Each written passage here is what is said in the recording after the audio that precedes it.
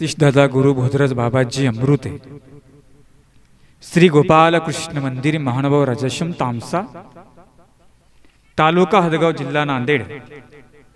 प्रथम त्या मार्गाचे अधिकारण दत्तात्रय प्रभूंच्या श्री चरणी साष्टांग प्रणिपात करतो।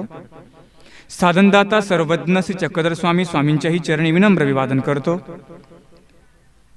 कुसुळंबे येथील अधिष्ठान श्री प्रभू बाबांच्या अधिष्ठानास दंडवत प्रणाम करतो। विद्या आदरणीय श्रद्धेय कैवल्यवासी गुरुमाता तपस्विनी भामाताईचे अमृते संस्थापक श्री गोपाल कृष्ण मंदिर तामसा ताईंची अंतःकरणामध्ये आठवण करतो। कुसुळंब निवासी आदरणीय श्रद्धेय आचार्य प्रवर ज्ञान भक्ती वैराग्याने परिपूर्ण असलेले आपल्या सर्वांचे श्रद्धास्थान आदरणीय मोठे बाबाजी बाबांनाही दंडवत प्रणाम।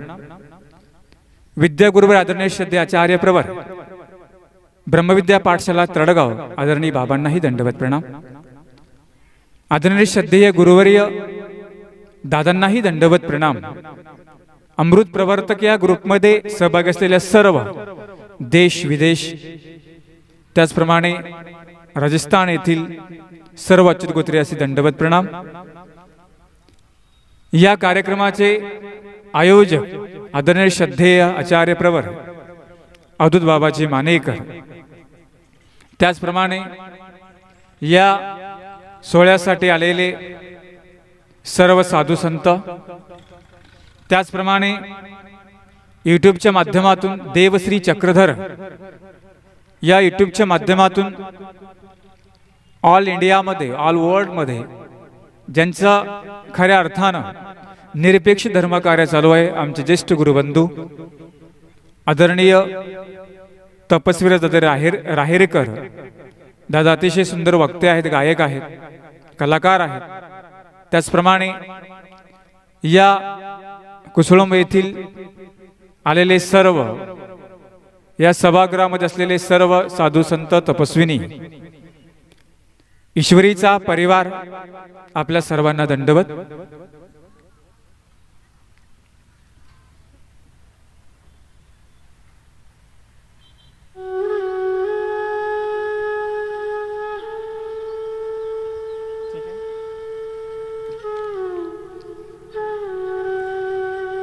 काल आपण दत्तात्रय प्रभूंचं चरित्र पाहत असताना आम्ही काल एक संदर्भ बघितला।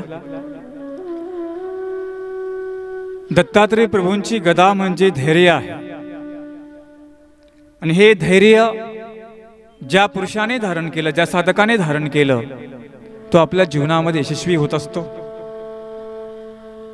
त्याचप्रमाणे आपण काल एक संदर्भ मी तुम्हाला सांगितला, तो म्हणजे कार्तवीर्य राजा। या कार्तवीर्य राजाला देवाने सगळं काही दिलं, परंतु त्याला धीरता प्राप्त करता नाही आली, संयम नाही करता आला। धैर्य म्हणजेच ते, धैर्य म्हणजे काय? संयम। जे तुम्हाला देवाने दिलं ती सर्व गोष्ट आम्हाला संयमाने पुढे चालवता आली पाहिजे। कार्तवीर्य राजा देवाने याला किती हात दिले? 1000 हात म्हणजे 1000 हत्तींचं बळ त्याला दिलं। देवाने सांगितलं, राजन तुला मी देतो, परंतु ब्राह्मण, स्त्री आणि गाय तिन्हींची हत्या तुझ्याकडून घडली नाही पाहिजे। त्याने सांगितलं, देवा एवढंच करायचंय ना? आणि म्हणून देवाकडून तो ही शक्ती प्राप्त करून, हा वर प्राप्त करून आपल्या राज्यामध्ये पुन्हा गेला। कोण? कार्तवीर्य। गेल्यानंतर आता तपांती राज्यांती नरक सांगितलेला आहे। जर तुम्ही एखाद्या तपाने एखादं सर्व काही प्राप्त केलं, पण त्या पाठीमागे नरक पण असतात। सांगतात ना, अति पैसा नरकाला कारणीभूत, अति संपत्ती वाईट मार्गाला कारणीभूत। व्यसन कोण करतात? ज्यांच्याकडे जास्त पैसा आहे ते जास्त व्यसन करतात, आणि म्हणून अति संपत्ती ही काही कामाची नसते। देवाला माहिती होतं याला गर्व येणारा, दुरुपयोग करणार, म्हणून त्याला बांधून घेतलं। हा आपल्या राज्यामध्ये गेला। कोण? कार्तवीर आपल्या राज्यामध्ये गेला। गेल्यानंतर पुन्हा हाच माहूर परिसरामध्ये 1000 सैन्यासोबत हा कार्तवीर्य कुठे आला? माहूर परिसरामध्ये आला. आल्यानंतर त्याच्या सैनिकांना तहान लागली. त्याने सैनिकाला सांगितलं, जा रे म्हणे, कुठे पाणी भेटतं का बघून ये. त्या माहूर परिसरामध्ये जमदग्नी आणि रेणुका हे दोघं पती पत्नी राहत होते. जमदग्नी म्हणजे ऋचिक ऋषीचा मुलगा कोण? जमदग्नी. त्याची पत्नी कोण? रेणुका. जंगलामध्ये राहत होते. सैनिक त्या रेणुकेकडे गेला. त्याने सांगितलं, आई आम्हाला भूक लागली. त्याने सांगितलं, काय हरकत नाही, अतिथी देवो भव, तू माझ्या घरी अतिथी म्हणून आलाय, तुला मी पाणी देते. आणि म्हणून तिने कानातला मळ काढला, हातामध्ये द्रोण घेतलं, त्याच्यामध्ये पाणी दिलं. त्याने सांगितलं, माते आम्ही 1000 सैन्य आहे, द्रोणभर पाण्याने काय होणार आहे. त्याने सांगितलं, खड्डा कर, त्या खड्ड्यामध्ये पाणी टाक, पूर्ण तळ तयार होईल. तुझे जेवढे काही पशु पक्षी जे काही असते, घोडे हत्ती सगळे पाणी पितील, माणसंही पाणी पितील. आणि मग त्यांनी तळ केलं. त्या तळ्याचं, त्या द्रोणाचं काय झालं? तळ्यामध्ये रूपांतर झालं. सगळ्यांनी तिथे पाणी पिलं. राजाची अपेक्षा वाढली.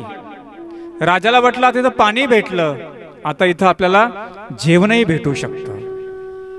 राजाने विचारलं, जा रे म्हणे, जेवण भेटतं का बघू नये. रेणुकेने सांगितलं, काय हरकत नाही, तुम्हाला जेवण पण मी देते, थोडा वेळ थांबा म्हणे. आणि मग असं म्हटल्यानंतर इंद्राची कामधेनू गाय कुठून बोलवली? ती स्वर्गामधून बोलवली. इंद्राकडे गाय कामधेनू नावाची. कामधेनू म्हणजे जे तुम्ही मागितलं ते तुम्हाला देणारी.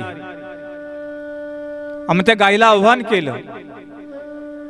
आव्हान केल्यानंतर त्या गायीच्या नाकातून तोंडातून वेगवेगळे पदार्थ, पात्र तयार झाली.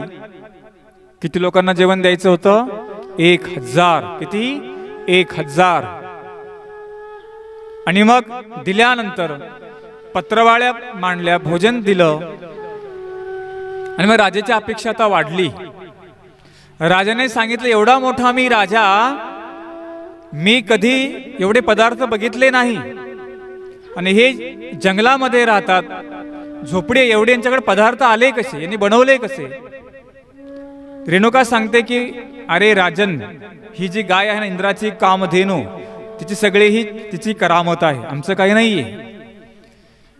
राजाने सांगितलं की मला ही गाय पाहिजे. काय पाहिजे? मला ही गाय पाहिजे. बघा अपेक्षा माणसाची कशी वाढते. देवाने 1 रुपया दिला, आपण समाधानी राहत नाही. देवा मला 100 रुपये दे. अपेक्षा वाढते की नाही आपली? जर ती अपेक्षा आपली पूर्ण झाली नाही तर आम्ही काय करतो? कोणाचं चोरून घेण्याचा प्रयत्न करतो. तुम्हाला काय प्राप्त करायचंय, चोरी कोण करतं? ज्याला काही प्राप्त करायचंय, म्हणजे लोकांचं लुबडून काही माणसं मोठी होणारी असतात. कष्ट करू वाटतात का? नाही करू वाटतात. त्याचा हडप कसं मला करता येईल, मी कसा मोठा होईल, आपण नाही का बांधव करतो, घराच्या भिंती पण करतो दुसऱ्यांच्या. वाटतं माझ्या घराची जाडी जास्त झाली पाहिजे, आपला हव्यास असतो. जर त्याने दिलं नाही तर आपण चोरून घेण्याचा प्रयत्न करतो. आता नाही का बघा, सीझन आला आता, कोणी कोणाचा कापूस पळवतं, कोणी ज्वारी पळवतं, सगळी पळवापळवी होते की नाही? कोण करतं? जो वाईट प्रवृत्तीचा, वाईट कृत्याचं तो काम असं करतो. लालसा, अपेक्षा माणसाला कधी गप्प बसू देत नाही. देवाने तुम्हाला किती पण देऊ द्या, आपली अपेक्षा पूर्ण होईल का? कारण की मन आपलं तसं आहे, आपली हाव ही पुढे वाढत राहणार. म्हणून ही सगळी गोष्ट दुःखाला कारणीभूत आहे. देवाने काय सांगितलं? ज्या स्थितीमध्ये मी भक्ताला ठेवलं त्या स्थितीमध्ये भक्ताने राहावं. देवाने सांगितलं की नाही? त्याचा योगक्षेम कोण चालवतो? म्हणाले मी चालवतो. पण कुणाचा? जे देवाने दिलं, जो त्यामध्ये समाधानी राहतो त्याचा. कुणाचा पण चालवेल का देव? असं आम्ही साधक आहोत. आम्हाला काय सांगितलं? जेवढं झोळीमध्ये आलं तेवढं घ्यायला सांगितलं.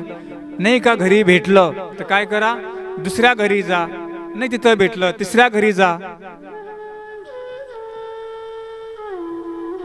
साधकाला दिली ना परवानगी. तसं तुम्ही प्रपंचामध्ये राहत असताना जास्त अपेक्षा वाढू द्यायच्या नाहीयेत. जास्त अपेक्षा वाढली की ती गोष्ट आमच्या दुःखाला कारणीभूत होते. त्याचं उदाहरण आपण पाहतो म्हणजे कार्तवीर्य राजा.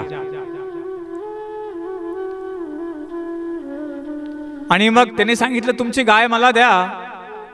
त्याने सांगितलं बाबा ही गाय इंद्राची आमची नाहीये.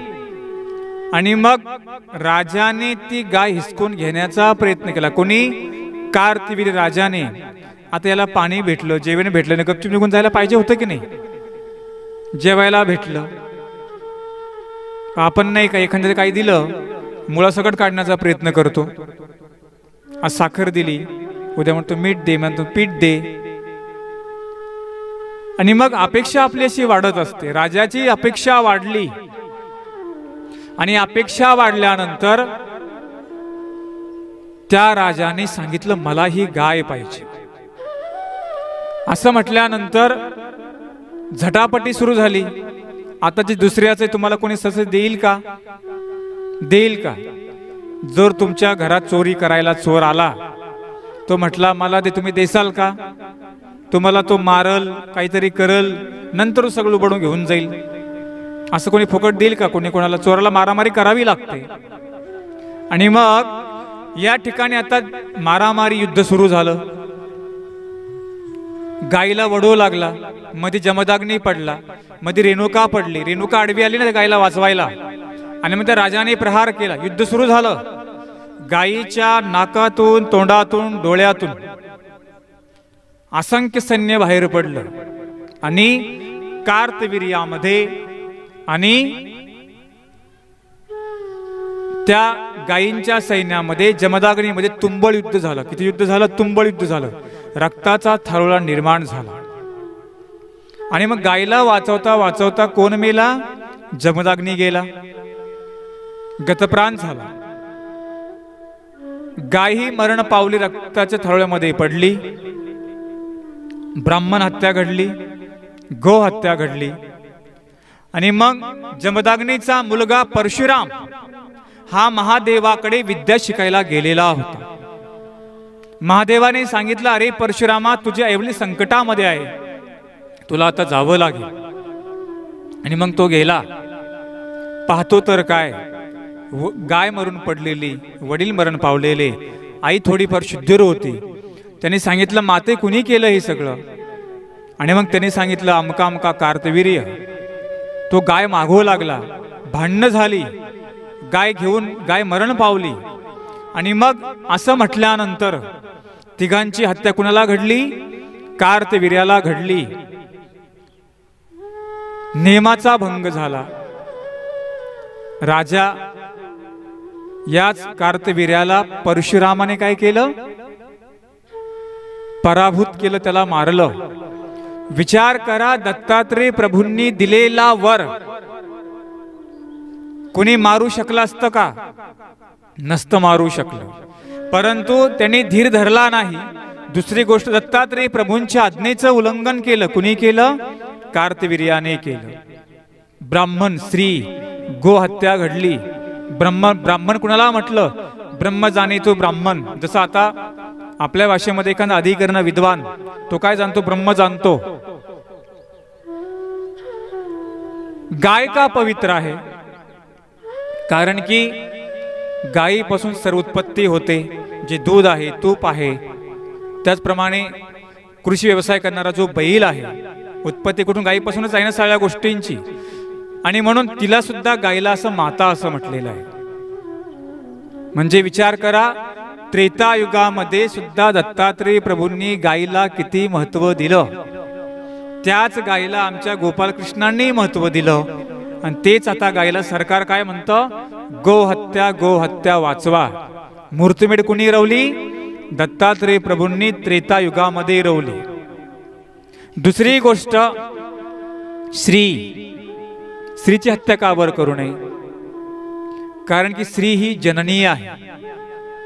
स्त्रीच्या उदरातून उत्पत्ती होत असते, तिला जननी असं म्हटलेलं आहे। जर माता नसती आपण आलो असतो का? देव तरी आले असते का? देव कुठे अवतरले? मातेच्या उदरी अवतरले।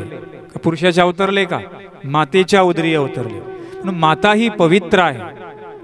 म्हणून ज्या स्त्रियांचा, ज्या घरामध्ये, ज्या राष्ट्रामध्ये, ज्या देशामध्ये, ज्या कुटुंबामध्ये ज्या स्त्रीचा अपमान होतो ते कुटुंब काय होत असतं?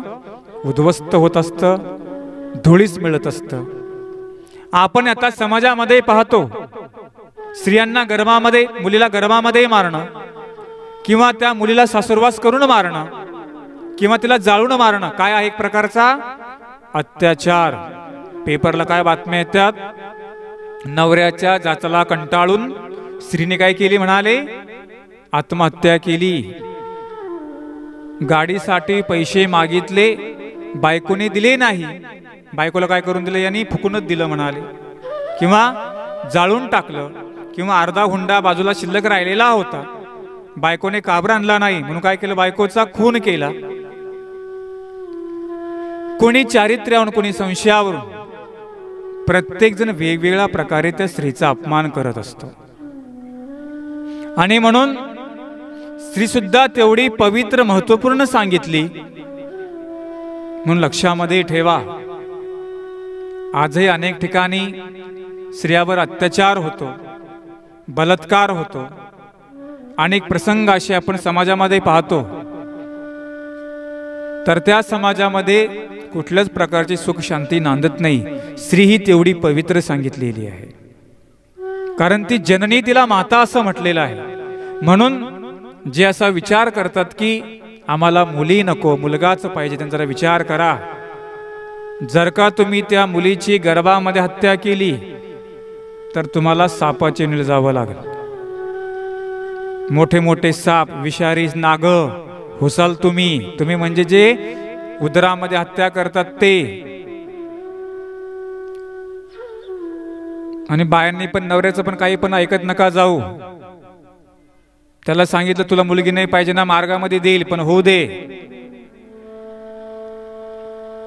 तुम्ही पण बावळट सारखंपणा करता, लगेच नवऱ्याच्याला बळी पडता। म्हणून स्त्रियांची जबाबदारी फार मोठी आहे। आणि पुरुषांनी विचार केला पाहिजे, तुम्हाला मैत्रीण पाहिजे, तुम्हाला बायको पाहिजे, तुम्हाला गर्लफ्रेंड पाहिजे, पण तुम्हाला पोरगी काबर चालत नाही? तिला लक्ष्मी असं म्हटलेलं आहे। स्त्रीला काय म्हटलं? लक्ष्मी असं म्हटलेलं आहे। तुम्ही म्हणता की नाही लक्ष्मी? आणि म्हणून हे जे आपल्या गर्भहत्या आहेत हे थांबल्या पाहिजे। हा सुद्धा एक फार मोठा दोष आहे। अरे आजकाल समाजामध्ये अशी कंडिशन आहे की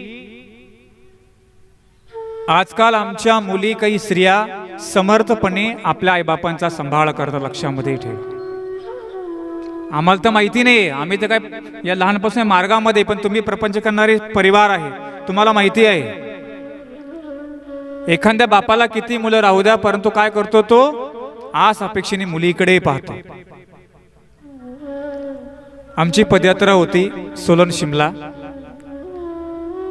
एका धर्मशाळेमध्ये राहण्याचा आमचा प्रसंग आला। आणि आल्यानंतर एक मोठा वकील माणूस कुठे होता? वृद्धाश्रम मध्ये होता। आणि मग त्याची मुलाखत घेतली, त्याच्या रूम मध्ये आम्ही थांबलो। त्याला विचारलं, का हो तुम्हाला किती मुलं? त्याने सांगितलं, बाबा 2 मुलं, एक डॉक्टर, एक वकील। कुठे होता बाप? वृद्धाश्रम मध्ये होता।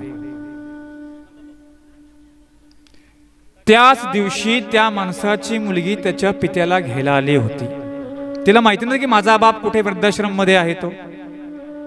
आणि मग ती मुलगी त्या वडिलांना घेण्यासाठी आली। त्यांनी सांगितलं, बाबा मी तुमचा सांभाळ करते। आणि मग ती मुलगी आपल्या पित्याला आपल्या सोबत घेऊन गेली। मुद्दा तुम्हाला मला सांगायचा की फक्त पोरं पोरं करत बसू नका।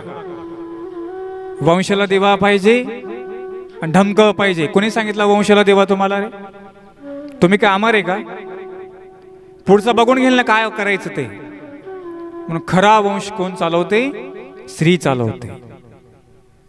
आणि म्हणून आमचा जो समाजातला गैरसमज झालेला आहे की आम्हाला फक्त मुलगा पाहिजे, मुलगा पाहिजे.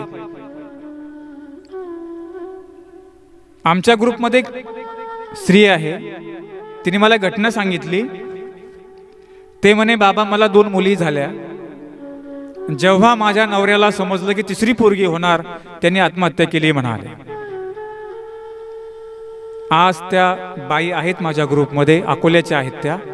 त्यांना 3 मुली आहे, एवढ्या सुंदर मुली आणि एकदम हुशार आहेत.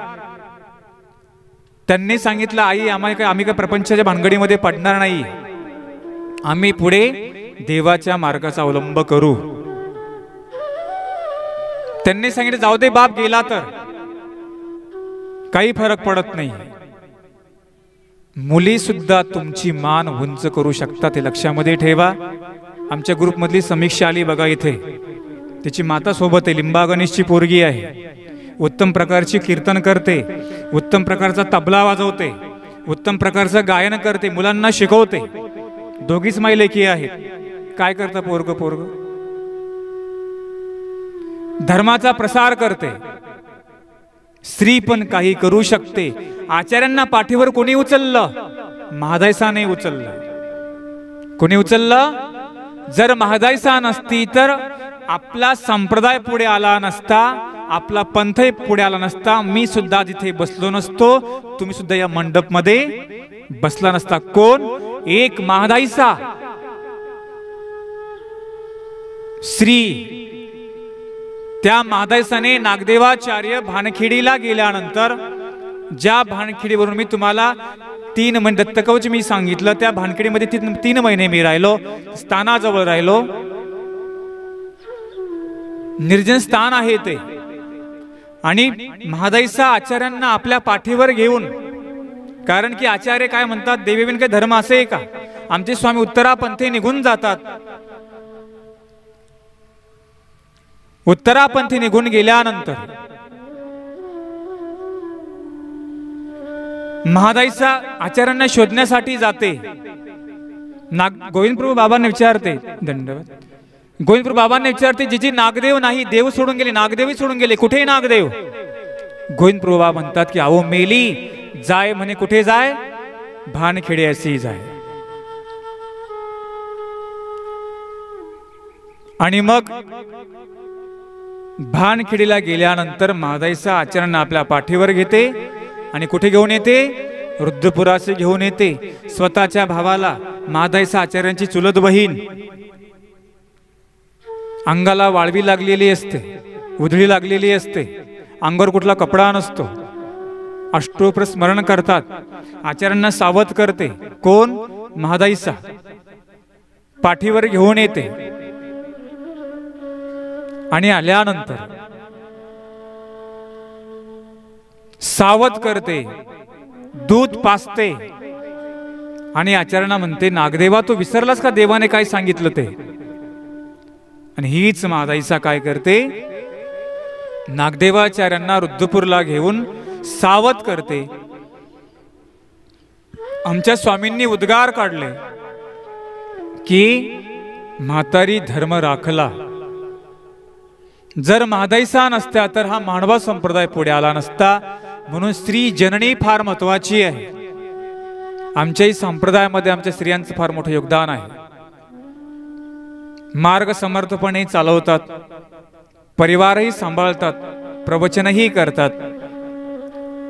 आणि म्हणून प्रपंच राहो की परमार्थ, त्या ठिकाणी स्त्री सक्षम असेल, परिपूर्ण असेल, तर त्या प्रपंचाचाही उदय होतो आणि त्या परमार्थाचाही उदय होतो. म्हणून स्त्रीला असं जननी असं म्हटलेलं आहे. आणि म्हणून आमच्या स्वामींनी सुद्धा काय दिला? पुरुषांना काय दिला? स्त्रियांना सारखा अधिकार दिला. पूर्वी काळी कसं होतं, फक्त बायांनी भाकरी थापायच्या, चुलीकडे स्वयंपाक करायचा, असा काय केलता? एका पंडित वर्गाने असा समज करून ठेवला होता. म्हटले बाईला काय गरज मंदिरात जाण्याची? बाईला काय गरज आहे म्हटले प्रवचन ऐकण्याची? असं आता काय काही म्हणतात. आता काळ बदलला. आता पुरुषा अगोदर बाया मंडपामध्ये बरोबर चालल्यात. स्त्रियांनी तुम्हाला सारखा अधिकार दिला. बघा, तुम्ही काल मीराताईंचं ते प्रवचन ऐकलं. एका पुरुषाच्या बरोबर एक बाई धर्मप्रसार करू शकते, अशा अनेक स्त्रिया आहेत. अमृत प्रवर्तक ग्रुपच्या माध्यमातून आमची एक भगिनी सोनाली अमृत आहे, समर्थपणे काम करते. असं काही नाही की लहानपणापासून जे आले तेच काही काम करतात, जे अवांतर आले ते सुद्धा धर्मप्रसाराचं कार्य करतात. हे आम्ही बघितलेलं आहे. आजकाल या संप्रदायामध्ये लहानापेक्षा आमचे पुरुष असतील, मुली असतील, धर्मामध्ये वेगाने धर्मप्रसार कार्य करतायत. यूट्यूबचे चॅनलचे आमचे संचालक तपस्वर दादा हे सुद्धा मोठे होऊन आले, कॉलेज शिकून आलेले आहेत, ग्रॅज्युएशन शिकून येतात. इथे कोणी काही येडाबिडा येत नाही बरं का. लोकांना वाटतं येड्यांचं काय मानभाव म्हणजे काय, म्हटले येड्याचं काम आहे, हे समजू नका असं. इथं वकील आहेत, डॉक्टर आहेत, इंजिनियर आहेत, बॅचलर आहेत. लोकांना काय समज झाला, जो काही बिनकामाचा ते म्हटले मानभाव होतात. तुमच्यापेक्षा टॅलेंटेड आमच्याकडे स्त्रिया आहेत, पुरुष आहेत, वर्ग असा आहे. मुद्दा आपला चालला होता की स्त्री हत्या. म्हणून जर कुणाला मुली होत असतील तर होऊ द्या. जर तुम्हाला प्रपंच ठेवायची नसेल माझ्याकडे आणून द्या, मी सांभाळतो. तुम्हाला प्रश्न पडला, बाबा तर सांगून गेले, म्हणजे नेमकं द्यायचं कोणाकडे? माझा नंबर सगळीकडे फिरतो. ज्याला पोरगी लागत नाही त्यांनी माझ्याकडे देऊन टाका. मी सांभाळणार का त्याला? देव सांभाळणार. म्हणून ती हत्या आपल्या गर्भामध्ये करायची नाहीये.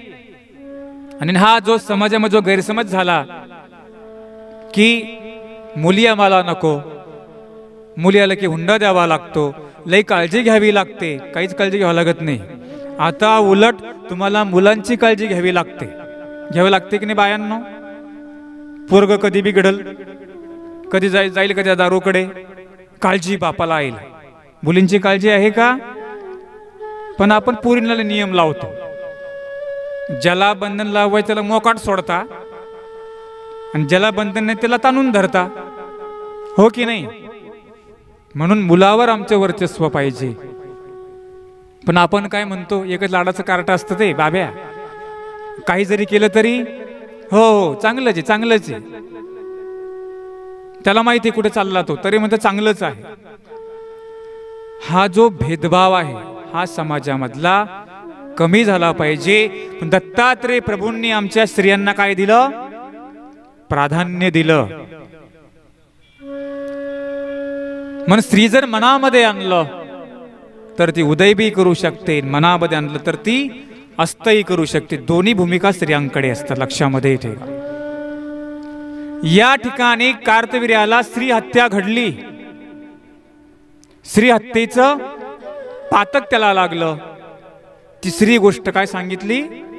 गाय, ब्राह्मण, श्री आणि गाय तिन्ही हत्या त्याच्याकडून झाल्या. झाल्यानंतर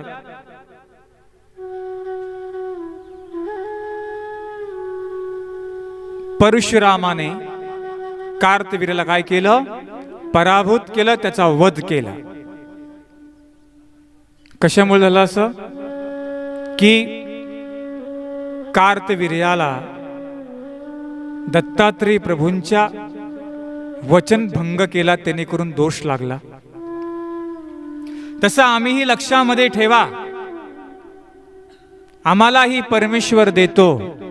म्हणतात ना, गरिबी आली म्हणून काय करू नये? लाजू नये. श्रीमंती आली म्हणून काय करू नये? माजू नये. देवाने जर तुम्हाला द्रव्य दिलं तर ते धार्मिक कार्यासाठी उपयोगी आणा. संपत्ती आहे, आपण चांगल्या कार्यासाठी उपयोगी आणू शकतो की नाही? दत्तात्रेय प्रभूंनी याला जो वर दिला होता, लोकांचे जाणवणे मनोरथ पुरवशील, लोकांच्यात उपयोगी पडशील, म्हणून त्याला काय दिला होता? वर दिला होता. लक्षामध्ये ठेवायचं, जर देवाने मला 100 पोते दिले तर एक पोतं कुठं येते? मार्गातले देवाचं आहे. आपला आहे का ते? 1 रुपया आपला, 4 हिस्सा कोणाचा? देवाचा. आणि म्हणून देव पण कुणाला देतो? जो काही देतो त्याला पण देव देतो. देव सर्वांना देऊन पाहतो. एकाने टिकवलं, एकाने बर्बाद केलं. आमचे स्वामी सांगतात की द्रव्य अस्तित्वे. जर माणसाला बँकेत असो की खिशामध्ये असो, जर पैसा असेल ना, लय ढंगडे सुचतात. आणि म्हणून पैसा सुद्धा तुम्हाला जपून वापरता आला पाहिजे. म्हणतात ना, मागून येतो तो पैसा आणि समोरून येते ती लक्ष्मी. म्हणून आमच्या शास्त्रामध्ये सांगितलं, स्वकष्ट निढळाचं द्रव्य. कसं अर्पण करायला सांगितलं? म्हणाले, जे तुमच्या कष्टाने घाम गळून जे तुम्ही प्राप्त केलं ते द्रव्य काय करायला सांगितलं?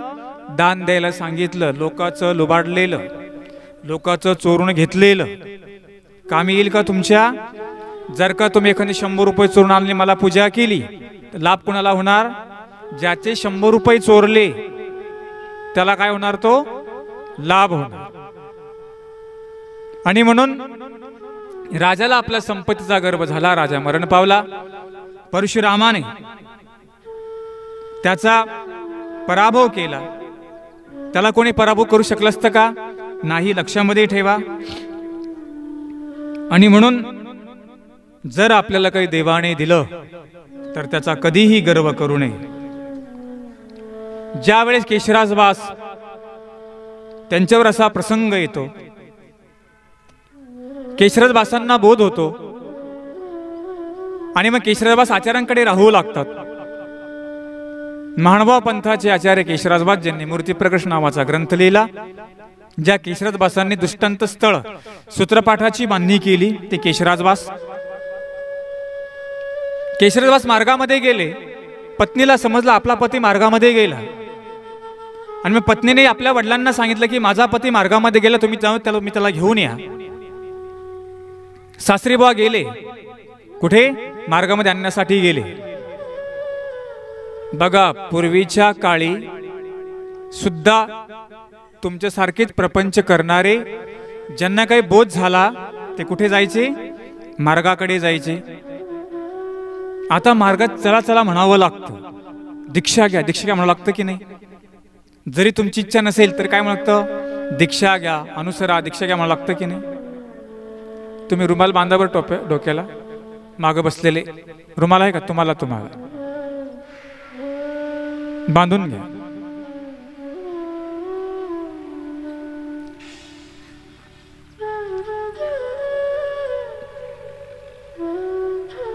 ही आपली शाळा आहे बरं का.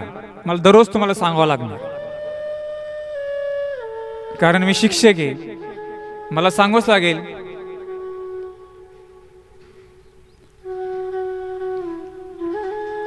आणि मग केशराजवास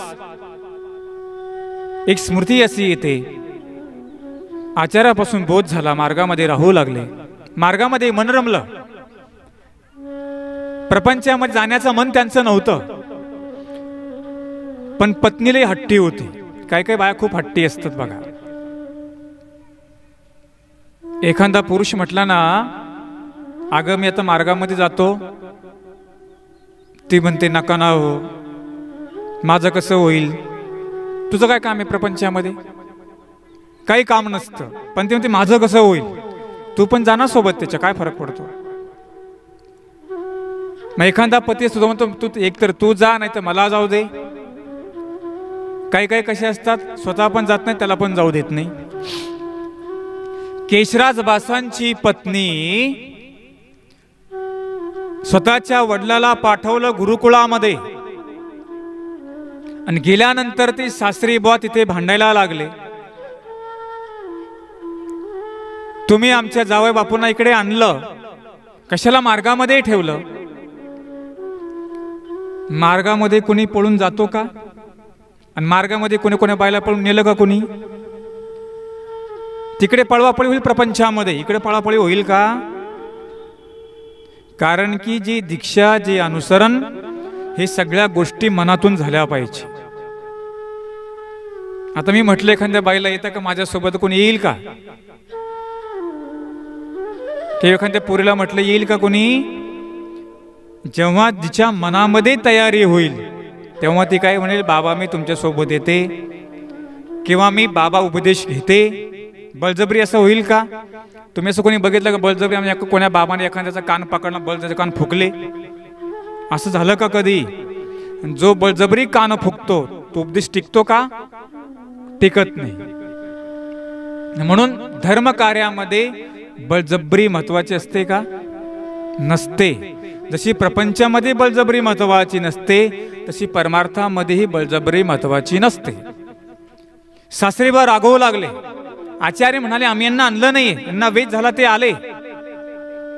आणि मग सासरीबा भांडवू लागले. आचार्यांना वाटलं हा काहीतरी बाहेर जाऊन भकल. आणि आचार्य सांगतात केशराज बासांना, तुम्ही आता सासरी बाबा सोबत तुमच्या जा. गुरुनी परवानगी दिली. आणि केशराबास कुठे गेले? आता परत आपल्या पत्नीच्या घरी गेले. कुठे गेले? पत्नीच्या घरी गेले. आणि गेल्यानंतर राहू लागले. बरेच काळ निघून गेला. पत्नीला वाटलं की यांनी पुन्हा प्रपंच करावा, परंतु केशराज बास हे विरक्त झालेले होते.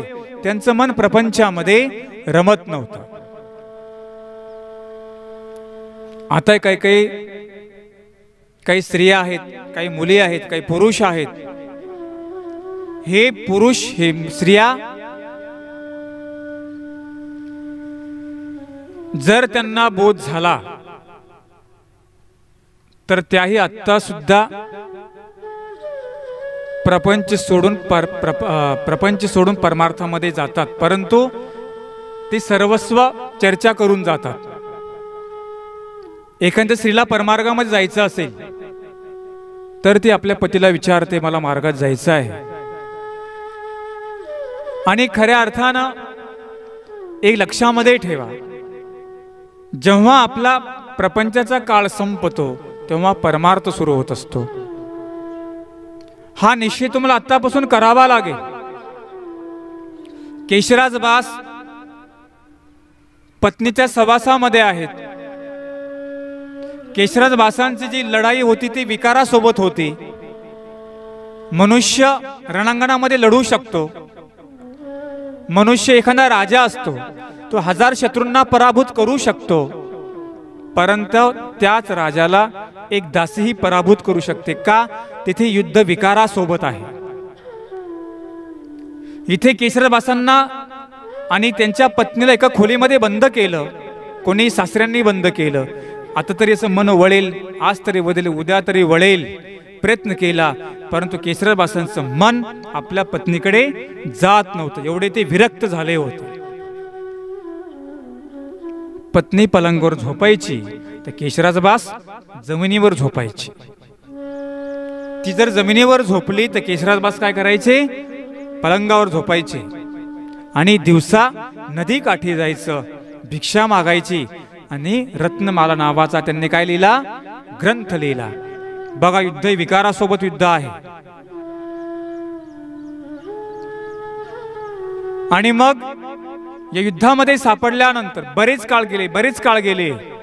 शेवटी पत्नीला वाटलं आपला पती काय आपल्याला वश होत नाही, आपल्या म्हणण्याप्रमाणे करत नाही.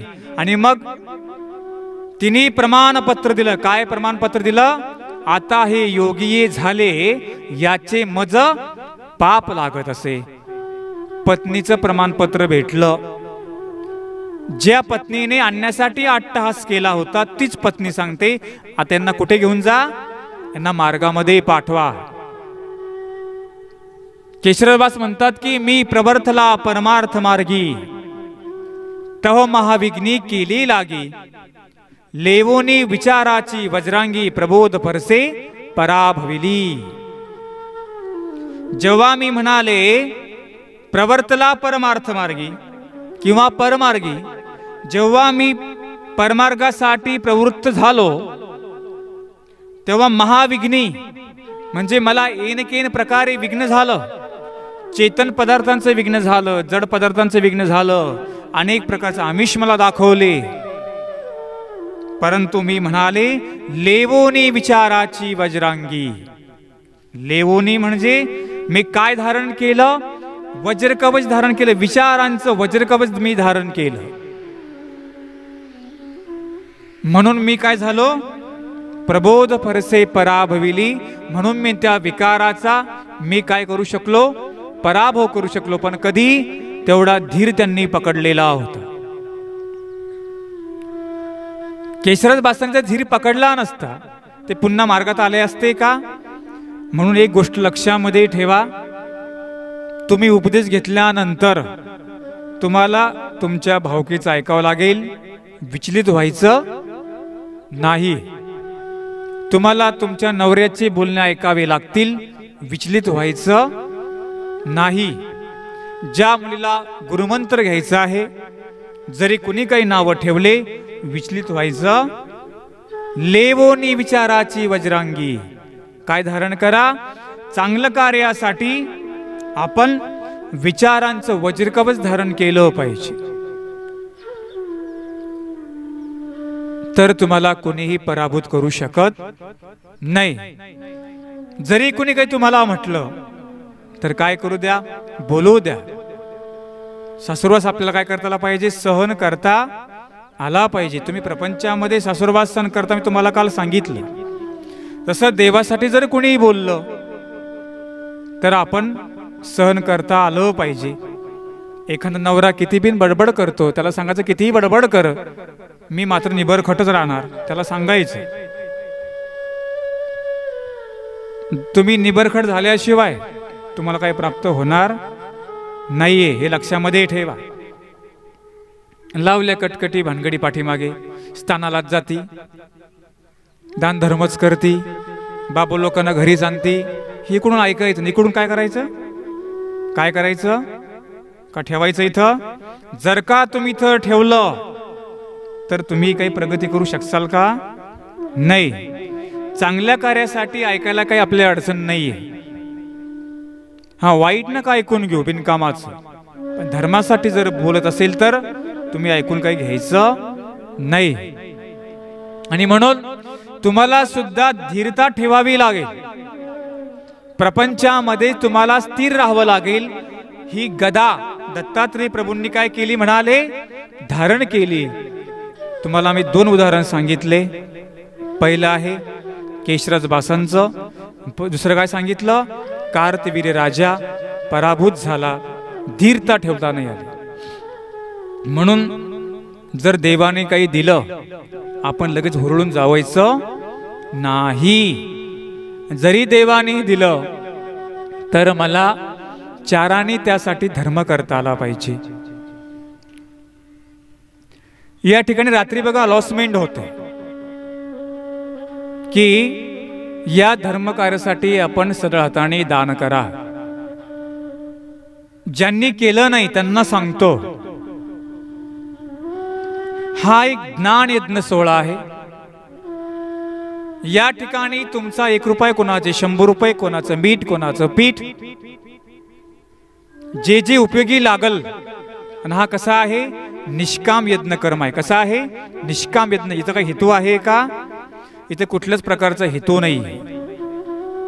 काय हेतू? फक्त ज्ञान चर्चा करावी आणि तुम्हालाही काय घडावं? अन्नदान भजन पूजनाची क्रिया घडावी. आणि म्हणून आव्हान करण्यापेक्षा प्रत्येकाने आपल्या मनाने जर मला देवाने दिलं तर चाराने मला काय करता आला पाहिजे? धर्म करता आला पाहिजे. दिल्याने वाढतं, दिल्याने कधी कमी होतं का? पाणी जर प्रवाहित राहिलं तर ते स्वच्छ राहतं. तसं तुमचं दान पण आहे. जर तुम्ही देत राहिला ना, ते दान तुमचं शुद्ध होतं, तुमच्यामध्ये वाढ होत राहते. दान दिये धनना घटे, कहे गई दास कबीर. दान दिल्यानंतर तुमचं धन कुठलंही घटत नाही. एका कवीने फार सुंदर सांगितलं, खाया पिया अंग लगेगा, दान दिया संग चलेगा, बाकी बचा जंग लगेगा. जर तुम्ही चांगलं खाल्लं, काजू बदाम ड्रायफ्रुट्स दूध तूप चांगलं बरं का, वाईट नाही, तर काय होईल म्हणाले, तब्येती चांगल्या होतील. तब्येत चांगले म्हणजे काय, फक्त जाड होणं म्हणजे काय तब्येत चांगली आहे का? जरी बारीक असला पण कसा पाहिजे तो, निरोगी पाहिजे. खाया पिया अंग लगेगा, दान दिया संग चलेगा. दान दिया म्हणजे जे काही तुम्ही साधू संतांना दान दिलं. मला एक प्रश्न केलता, म्हटले बाबा जे इतर येतात मागण्यासाठी भिकारी लोक वगैरे काही, आम्ही त्यांना द्यावं का? मी सांगितलं ते जी मागण्यासाठी येतात देऊ नये. का देऊ नये? कारण की देवता त्यांचा भोग त्यांना भोगवत असते. दान तर तुम्हाला द्यायचंय, सत्पात्री दान करा. ज्याच्या ठिकाणी पात्रता आहे ना त्या ठिकाणी दान करा. कुठे पण दान करून चालेल का? नाही चालणार.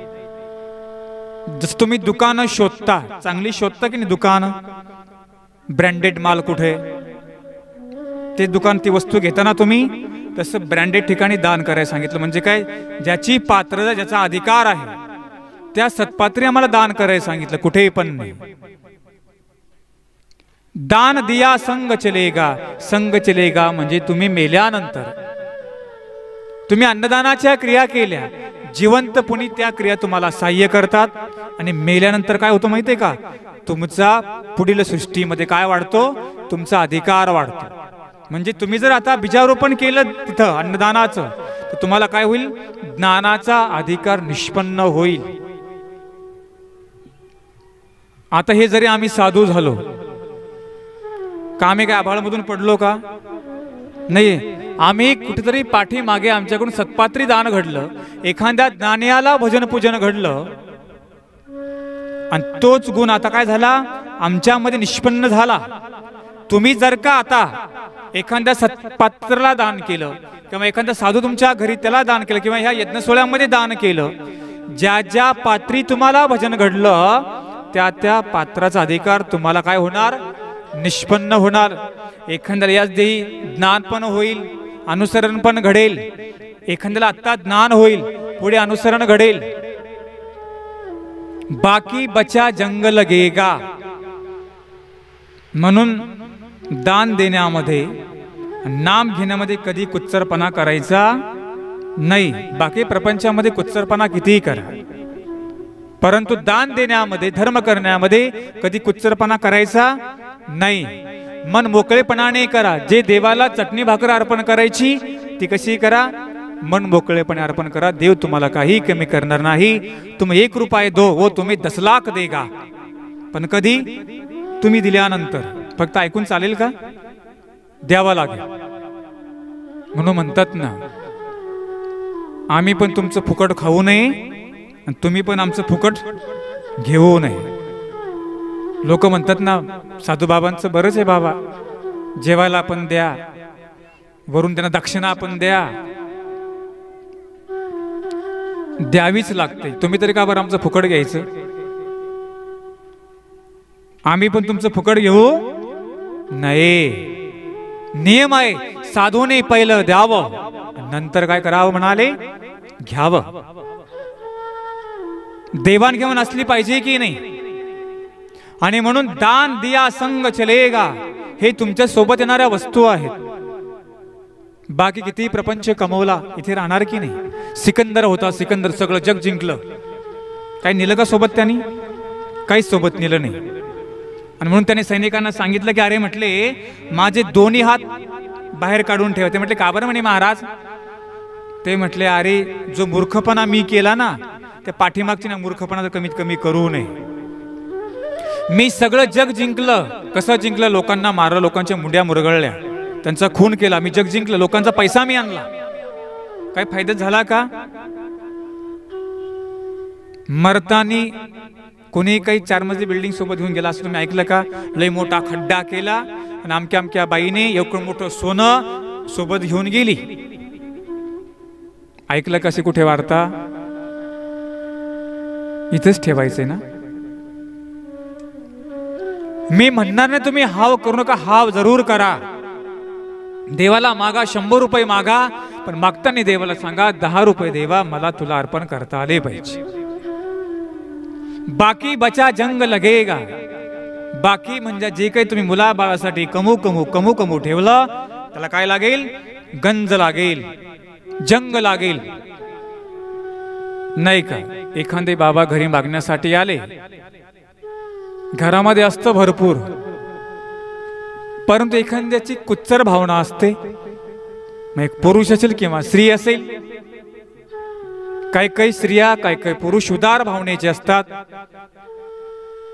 काही काही कुच्चर भावनेचे असतात. आता आम्ही भिक्षा मागायला जातो, आम्हाला जमतं. कधी पुरुषाला वाटतं मनमोकळेपणानं द्यावं, बाई काहीतरी आडफाटामध्येच मारते. अहो एकच बाबाला एवढं देऊन पुढं कसं करायचं? आपल्याला काय राहील मग? क्रियेला आड आली, क्रियेला आड आली. कधी कधी स्त्रीची इच्छा असते तर पुरुष आडवा येतो. बाकी बचा जंग लगेगा. बाकी बचा म्हणजे जर तुमच्या दारामध्ये एखादा साधक आला, जर तुम्ही त्याला वापस केलं, जंग लगेगा म्हणजे उंदर, घुसी, किडे काय करणार? ते बरोबर भडोळीमध्ये घेऊन जाणार. बरोबर आहे की नाही? मग दिलं असतं तर झाला असताना फायदा. जर तुम्ही एक पायली दिली असती तर त्या मार्गामध्ये त्याच्या 2 चपात्या भाकरी झाल्या असते की नाही? पण कोण घेऊन गेलं? उंदराला घुशीला दिलं तुम्ही ते. आणि म्हणून जे आपल्याला देवाने दिलं ते काय करायचं? देऊन टाकायचं. आमच्या तळगावला असताना एक घटना घडली. एक माता होत्या म्हाताऱ्या. तळगावला आम्ही असताना चोर यायचे पहिले. आता चोरांना काहीच कळत नाही कुठे चोरी करा, आश्रमात घुसून पण चोरी करतात. आता आमच्याकडे सापडणार आहे का तुम्हाला? ते विशेष सापडेल तुम्हाला आमची गाठी आणि ग्रंथ. बाकी काही साधकाकडे असतं का काही? ही गाडी घोडी कोणाची? सगळी देवाची. आमची एका काही ती नसतं. चोरी कुठे करावं हे समजलं पाहिजे.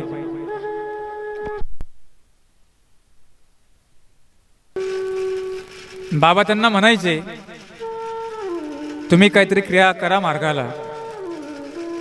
ते म्हणे बाबा आता एवढे पैसे की तुम्हाला मी देते.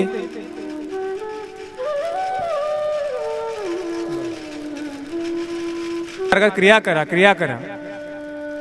नेमकं मग एक दिवस चोर आले कुठे त्या मार्गामध्ये. जे काही ते पैसे काढून ठेवले ते चोरांनी पळवले. दुसऱ्या दिवशी क्रिया करायची होती, पण जेव्हा मागितले तेव्हा दिले नाही. कोण घेऊन गेलं? चोर घेऊन गेले.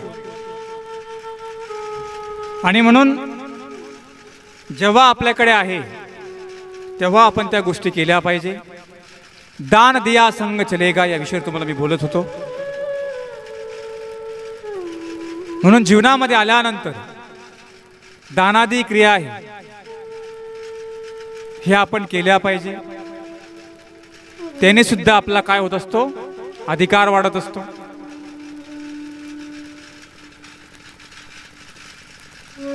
दत्तात्रेय प्रभू या ठिकाणी आम्हाला सांगतात की ज्या साधकाने धैर्य धारण केलं त्याला म्हणाले परमेश्वर सहाय्य करतो. दत्तात्रेय प्रभू आम्हाला पदोपदी सहाय्य करतात. चप्पल मंडपच्या बाहेर काढ, चप्पल मंडपच्या बाहेर काढ.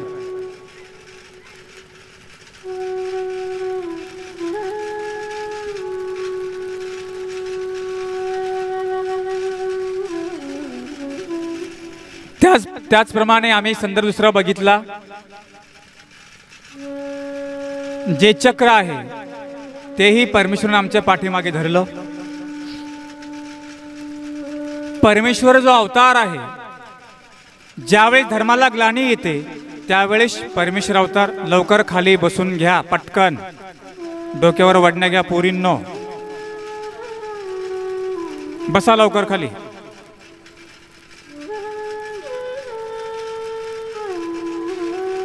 धर्माला ग्लानी म्हणजे नेमकं काय? ज्या वेळेस विश्व धर्मामध्ये भेसळ होते, कोणी पण काही सांगतं, कोणी पण काही सांगतं, ग्लानी म्हणजे मलनत्व. त्यासाठी म्हणाले दत्तात्रेय प्रभूंनी, आपल्या हातामध्ये त्यांचा चक्रपण आहे. हे आत्ताच आहे का? म्हणाले ना, अनादी काळापासून ते चालत आलेलं आहे. ज्याप्रमाणे सूर्य थांबला की काय होतो? प्रकाश थांबत असतो. तसं हे ज्ञान थांबलं की मनुष्य मलनत्वातही पावतो. ज्ञान ही असती वस्तू आहे, ती पुन्हा पुन्हा जीवाला उजळता देते. म्हणून ब्रह्मविद्या माऊली मले माकेल्या ते धुये. आमची ब्रह्मविद्या काय करते? जो मळलेला आहे, माखलेला आहे. माखला कशाने? माखला कर्म करून माखलेला आहे, प्रपंचाने मळलेला. त्याला काय करते ब्रह्मविद्या? म्हणाले शुद्ध करण्याचं काम करते. आणि ही जी ब्रह्मविद्या आहे, ही कोणी काय माणसाने सांगितली का? देवतेने सांगितली का? ही प्रत्यक्ष परमेश्वराने आपल्या मुखातून सांगितलेली ब्रह्मविद्या आहे. एक विद्या ती ब्रह्मविद्या. विद्या एकच आहे, कोणती? ती ब्रह्मविद्या. आणि म्हणून आम्हाला ग्लानी येऊ नये, आम्हाला मलनत्व येऊ नये, ही आपण सगळ्यांनी काळजी घ्यायची असते. जर तुम्हाला वाटतं आम्हाला ग्लानी येऊ नये, मलनत्व येऊ नये, आमच्यामध्ये उजळता राहावी, तर आपण देवपूजा, स्मरण, पारायण आदी विधी आपण केले पाहिजे. त्याचप्रमाणे दत्तात्रेय प्रभूंच्या ठिकाणी कार्तवीर्य राजाने नम्रभाव धारण केला, परंतु धैर्य धारण नाही केलं, म्हणून त्याला मरावं लागलं. तसं आम्हाला ही जीवनामध्ये नम्रता धारण करावी लागेल.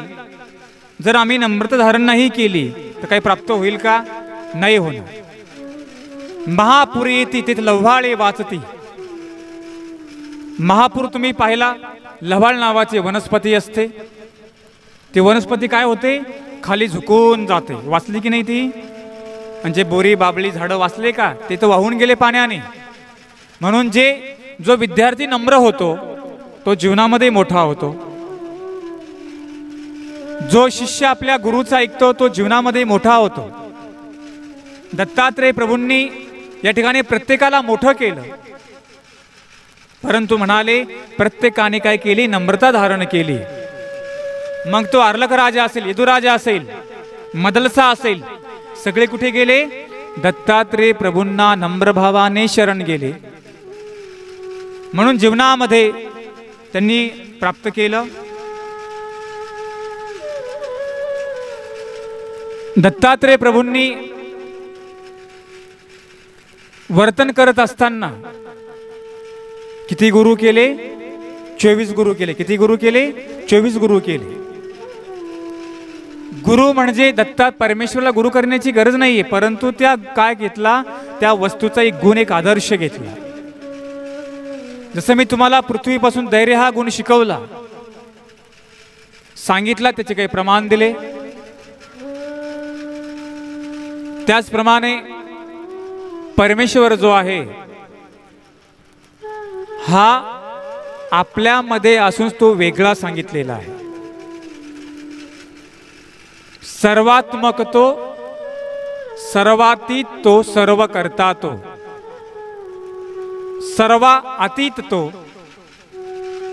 सर्वांच्या वेगळा कोण आहे? परमेश्वर आहे. आणि म्हणून ज्या परमेश्वराने आम्हाला धर्म सांगितला तो धर्म जर आम्ही जोपासला तर आमच्यामध्ये उजळता राहील. म्हणून दत्तात्रेय प्रभूंनी या ठिकाणी धैर्य धारण करायला सांगितलं. त्याचप्रमाणे या साधकाला नम्र होऊन अहंकार बाजूला करून सेवा करायला सांगितली.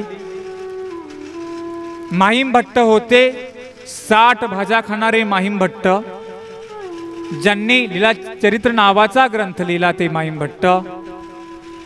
परंतु ज्यावेळेस हे परमार्गामध्ये आले तर गुरुकुळामध्ये आले. याच माहीम भट्टांनी चुलीची राख काढण्याची सेवा घेतली होती. काय? चुलीची राख काढण्याची सेवा. सगळा मार्गामध्ये व्यापार वाटलेला होता. ते म्हणतात जिजी माते उलंग द्यावे जी, म्हणजे आचार्यांना काय म्हणतात, माहीम भट्ट मला काहीतरी व्यापार द्या.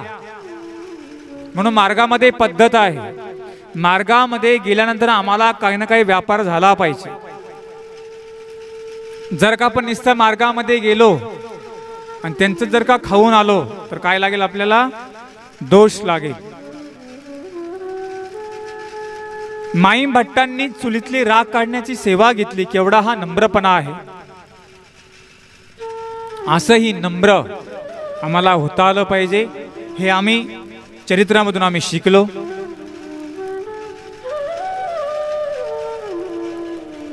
गोपाल कृष्णांनी गुरु केला, दत्तात्रय प्रभूंनी 24 गुरु केले. हा आम्हाला एक प्रकारचा आदर्श सांगितला. ज्याप्रमाणे एखादी माता असते किंवा एखादा शिक्षक असतो, 80 वर्षाचा म्हातारा आपल्या मुलाला शिकवतो, त्याला शिकायची गरज आहे का? नाही, परंतु तो मुलाला शिकवतो. त्याचप्रमाणे परमेश्वराने या सृष्टीमध्ये अवतार धारण का बरं केला? गुरु का केले म्हणाले तर थोरांचा आदर्श हा लहानाला आदर्श असतो. एखाद्या घरातला मोठा व्यक्ती आहे, तो जर बरोबर वागला तर पाठीमागचा परिवार काय होत असतो? बरोबर वागत असतो. पण कधी कधी असं होतं, आपण त्याला म्हणतो देवपूजा कर, आरती कर. कोण सांगतो? मोठा छोट्याला सांगतो. छोटा करेल का? नाही करणार. एखादा तंबाखू चोळतो, त्याला सांगायचा अधिकार आहे का तंबाखू खाऊ नको म्हणून? तो आणि म्हणून पहिलं श्रेष्ठांना तो आचार करावा लागतो. यद्यदा चरती श्रेष्ठ सतत देवी तरोजन. थोरांचा जो आचार असतो तो पाठीमागच्याला आदर्श असतो. म्हणून दत्तात्रय प्रभूंनी पहिले केले आणि मग सांगितले. आमच्या स्वामींनी सुद्धा यती मुनीचा वेश धारण केला, स्वतः हातामध्ये भिक्षा मागितली, खेडोपाडी फिरले आणि ज्या ठिकाणी भक्त आहे त्या ठिकाणी त्यांचा अधिकार गिवसू गिवसू गिवसू गिवसू काय केलं? ज्ञान दिलं. स्वामी पण गेले की नाही? ज्ञानापाठी वैराग्य उपजन. कुठे गेले? 12 वर्ष कुठे गेले? सालबर्डीच्या जंगलामध्ये गेले. 12 वर्ष आमचे स्वामी मौन राहिले. परमेश्वराने पहिली कृती केली, नंतर जीवाला सांगितली. गोपाल कृष्णांनी रासू यज्ञामध्ये स्वतः पत्रवाळ्या उचलल्या. ज्यांना ज्ञानाचा मान दिला, पूजेचा मान दिला, तेच गोपाल कृष्ण महाराज काय करतात म्हणाले? यज्ञामध्ये पत्रवाळ्या उचलताना दिसतायत. मग आमचं पात्र उचलायला आम्हाला काय लाज आहे का? किंवा दुसऱ्याचं उचलायला काय आम्हाला काय लाज आहे का? नाही नाही. देवाने सेवा केली म्हणून आमच्यामध्ये सांगितलं स्वयं दास्य. जो स्वतः दास्य करतो. बघा आमचा साधक आहे, स्वतः सगळी सेवा करतो, इथे बसून प्रवचनही करतो, तिकडे कपडे पण धुतो. मी एका ठिकाणी गेलो, आता माझं पात्र मी कोणाला धुवू देत नाही. स्वतः आपण आपली सेवा करावी. एका ठिकाणी मी घरी होतो, त्या बाईने माझं प्रवचन ऐकलं. कथा होती माझ्या एका गावामध्ये, प्रचंड गर्दी त्या ठिकाणी होती. दत्तकथा करतो मी, संगीत दत्तकथा करतो. दत्तात्रेय प्रभू माझा आवडीचा विषय आहे. आणि दुसरी गोष्ट, मी दत्तात्रेय प्रभूंच्या भागामध्ये राहतो. म्हणजे कुठे? बाराखांडी माहूर, तिकडे मी राहतो. आणि मीही दत्तात्रेय प्रभूंचा वर आहे. म्हणजे आमच्या वडिलांनीच नवस केलता. 2 भाऊ आम्हाला इकडे दिल्या गेल्यानंतर परमार्गामध्ये ते एक धागा आहे. आणि मग दत्तकथा मी केली, कपडे भिजू घातले. सकाळी मी कपडे धुवू लागलो. त्याने सांगितलं, त्या माता ती संज्ञा नव्हती, त्याने सांगितलं, बाबा कपडे मला धुवू द्या. कपडे मी धुते म्हणाले तुमची. त्याने सांगितलं, बाबा तुम्ही एवढे मोठे प्रवचनकार, तुम्हाला एवढा अभ्यास आहे आणि तुम्ही कपडे धुता? त्यांना सांगितलं, हेच मोठेपण आहे. आमच्या स्वामींची आम्हाला आज्ञा आहे की स्वयं दास्य तपस्विनाम. स्वतः दास्य केल्यानंतर एक प्रकारची सिद्धी त्या साधकाच्या अंगी बांधल्या जाते. आपलं पटकर, आपली गाठी, आपली झोळी. म्हणून आमच्या साधकाकडे काय असतं? आपलं पटकर असतं, आपापलं पात्र असतं. आम्ही तुमच्या भांड्यामध्ये खातो का? नाही खात. आम्ही तुमच्या पटकर झोपणार नाही, बेडशीट झोपणार नाही. का झोपणार नाही? कारण की तुमचे रजतमा आमच्यामध्ये उतरू नये म्हणून आम्ही काय करत असतो? आमचं बेडशीट, आमचं पटकर, आमची शाल, आमचा तांब्या, आमची वाटी, आमचा ग्लास, काय असतं सगळं आमच्या सोबत असतं. स्वयंदास्य, स्वतःच सेवा स्वतः केल्यानंतर एक प्रकारचं तपस्वित्व त्याला प्राप्त होतं. म्हणून परमार्गामध्ये राहत असताना सगळा व्यापार करावा लागतो. ज्ञान काय फुकट थोडी प्राप्त होणार आहे. तुम्हाला त्याचं ऐकायला भेटता नाही या कार्यक्रमाच्या निमित्ताने, परंतु ज्यांनी प्राप्त केलं त्याला माहिती किती कष्टाने करावं लागतं. आणि म्हणून एक लक्षामध्ये ठेवा, दत्तात्रेय प्रभूंचा आदर्श आपल्या जीवनामध्ये ठेवायचा. काय शिकायचं आम्हाला? दत्तचरित्रामधून ज्याप्रमाणे दत्तात्रेय प्रभूंचं विहरण आहे, वर्तन आहे, ज्याप्रमाणे दत्तात्रेय प्रभू फिरतात नित्याटन जीवनामध्ये, काय आहे नित्याटन? कुठे माहूर, कुठे पंचाळेश्वर, कुठे कोल्हापूर.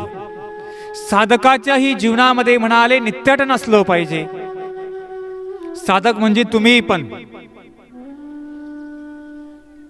तुम्ही पण प्रपंचामध्ये राहत असताना महिन्याकाठी, 2 महिन्याकाठी, 6 महिन्याकाठी काय केलं पाहिजे? स्थान प्रसाद मार्गांच्या भेटी घेतल्या पाहिजे. का घेतल्या पाहिजे? आपल्यामध्ये मलनत्व, ग्लानी येऊ नये. ग्लानी म्हणजे कार्बन. गाडीला कार्बन आलं की आपण फिटरकडे घेऊन जातो, तो फूक मारतो, तो सांगतो अहो गाडीमध्ये कचरा आला होता, म्हणून गाडी काय करू लागली? झटके मारू लागली. तुम्हीही प्रपंचामध्ये झटके मारता. झटके कसे मारता? आहे घरी देव आहे, पूजा आहे, प्रसाद आहे, इच्छा करण्याची नाही. जवळ मंदिर आहे, साधू आहे, मार्ग आहे, जाण्याची इच्छा नाही. समजून घ्यायचं आपल्यामध्ये कुठेतरी काय झाला? बिघाड झाला. आणि म्हणून जर तुमच्यामध्ये जेव्हा जेव्हा बिघाड होईल किंवा तुमच्यामध्ये बिघाड होऊ नये म्हणून काय करत जा? सत्संगामध्ये जात जा, काहीतरी निरूपण श्रवण करत जा. दत्तात्रेय प्रभू एक असा अवतार आहे. दत्तात्रेय प्रभू म्हणजे अनुभवाचा विषय आहे. दत्तात्रेय प्रभूंची सेवा केल्यानंतर तशा प्रकारचा अनुभव तुम्हाला येईल की साह्य नेमकं काय असतं. दत्तात्रेय प्रभूंचं साह्य एक अनुभव तुम्हाला मी सांगतो. 12 खांडीपैकी एक खांड म्हणजे देहिली खांड.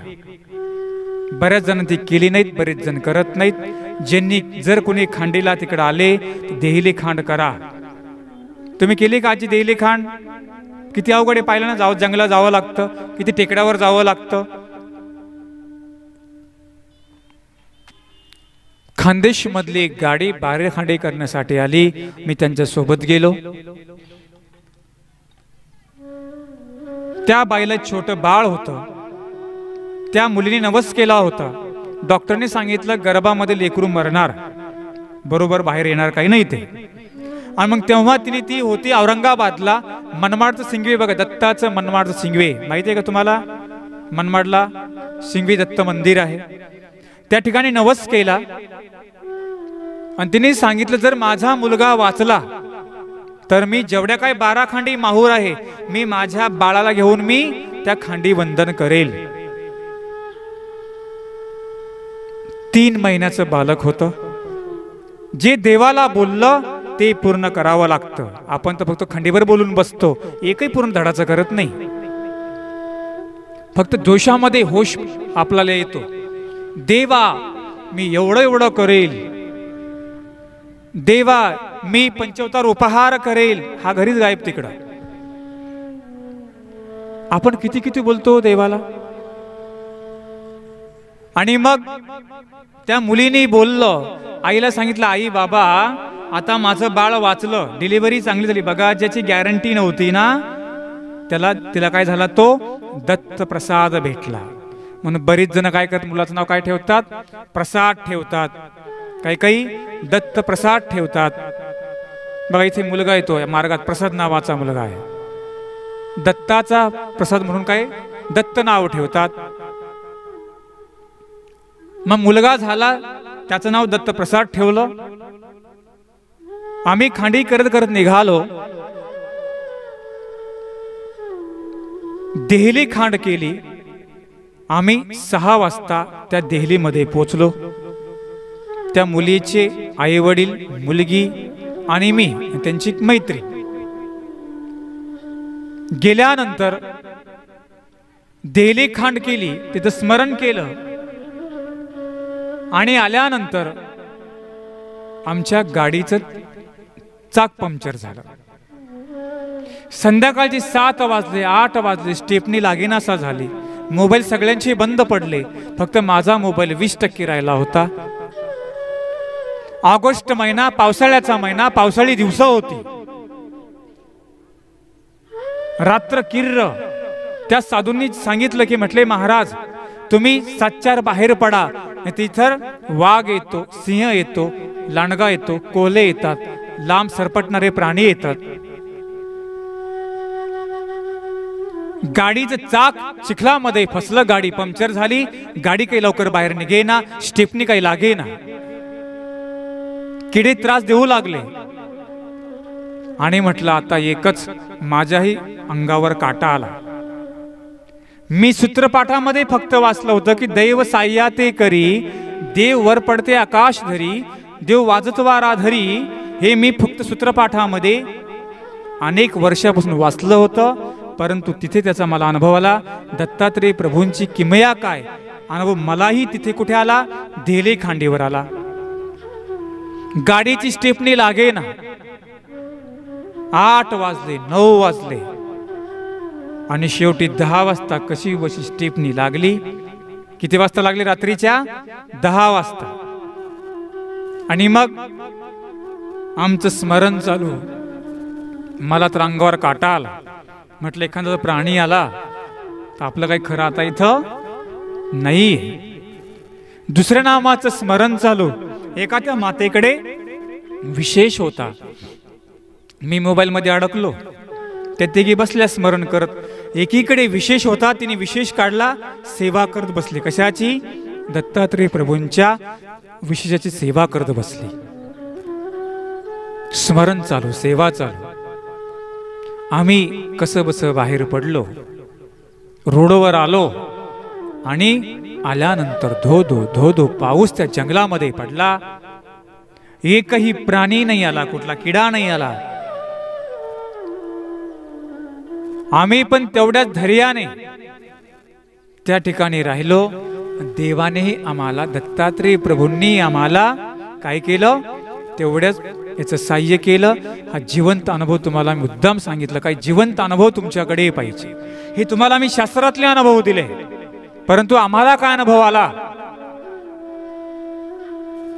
तोही तुम्हाला दत्तात्रेय प्रभूंची सेवा केल्यानंतर येईल. बघा, इथे एक साध्वी बाई आहेत, शेवलेकर ताई आहेत, दिसत नाहीये तरी पण ज्या ज्या ठिकाणी स्थान असतील, निरूपण असेल, तेवढ्याच धैर्याने ते जातात. त्यांना जो परिवार घेऊन येतो, आमच्या दीक्षित ताई आणि दीक्षित यजमान आहे, सकाळी सांगितलं की बाबा यांच्यामुळे आम्हाला घडतं, आम्ही यांना घेऊन जातो. हे घडणं फार महत्वाचं असतं. म्हणून दत्तात्रेय प्रभू असा एक चमत्कारी अवतार आहे, अलौकिक अवतार आहे. पदोपदी तुम्हाला त्या ठिकाणी सहाय्य होतं. एक खांड आहे अंबाळी उपखांड, त्या ठिकाणी साधक तर भिक्षा मागतो, परंतु जो ग्रस्त आहे तो सुद्धा झोळी घेऊन भिक्षा मागतो. मीराताईंना माहिती आहे. त्याही गावामध्ये जो ग्रस्त वर्ग आहे तेवढ्याच आवडीवर तुम्हाला भिक्षा वाढतो. त्या स्थानापतीचा नियम, जर तुम्हाला काही मागायचं तर काय करा, भिक्षा मागून इथे खा. तुम्हाला दत्तात्रेय प्रभू काहीतरी बरोबर तुम्हाला जाणवते. आमची बहीण राहते अंबाळीला, ती सांगते म्हणे कधी कधी 3-3 पायल्या चपात्या मला कराव्या लागतात. तुम्ही करसाल का दररोज 3 पायल्या चपात्या? जर इथं कोणी आता बाबा लोक उतरले साधू भिक्षा मागायला, तर एक दिवस मोठ्या करसाल आवडीपूर्व. त्या अंबाळी गावामध्ये एवढ्या झोळ्या चालतात, तिथला नियम आहे तो. आणि म्हणून एक वेगळ्या प्रकारची अनुभूती आम्हाला खांडींकडे गेले की होते, त्या स्थानाजवळ गेले की आम्हाला होते. दत्तात्रेय प्रभूंचा अनुभव जर तुम्हाला कुठे घ्यायचा असेल तर त्यांच्या स्थानी आपल्याला जावं लागेल. आणि आत्ताही आम्हाला प्रपंचामध्ये कोण सहाय्य करतं? दत्तात्रेय प्रभू करतात. महानुभाव संप्रदायामध्ये जास्त जो परिवार आहे तो कशाने आला? दुःखाने इकडे आलेला आहे. ज्ञानाने फार कमी आले, वेदाने फार कमी आले, परंतु दत्तात्रेय प्रभूंनी त्यांचं दुःख दूर केलं. म्हणून काहींनी उपदेश घेतला. दत्तात्रेय प्रभूंनी दुःख दूर केलं म्हणून काहींनी काय घेतलं? काहींनी अनुसरणही घेतलेलं आहे. आणि म्हणून आपल्या जीवनामध्ये एक लक्षामध्ये ठेवा, जर तुम्हाला दत्तात्रेय प्रभूंची सेवा करायची असेल तर ती तुम्हाला म्हणाले देहाने, वाचेने, मनाने तुम्हाला ते करावे लागेल. परमेश्वराची सेवा करत असताना देहाची स्वच्छता, वाचीची निर्मलता, मनाची शुद्धता फार महत्वाची असते. कारण की एखादा मनुष्य आहे, त्याला जर तपासायचं असेल त्याची निर्मलता कशा प्रकारची आहे ती त्याच्या निर्मलतेवरून कळते. म्हणून मी पाठीमागे तुम्हाला सांगितलं होतं, तुम्हाला म्हणजे मी निरूपणाच्या माध्यमातून ऑनलाईन सांगितलं होतं की आपण जे उपाराचे भांडे असतात देवाच्या ते सुद्धा वेगळे करा. आहे का तुमचे वेगळे? कुसुमवाल्यांचे वेगळे आहेत का भांडे उपाराचे? आहेत का बायांनो? त्या बाई मला नाही म्हणते. बरोबर सांगितलं तिने.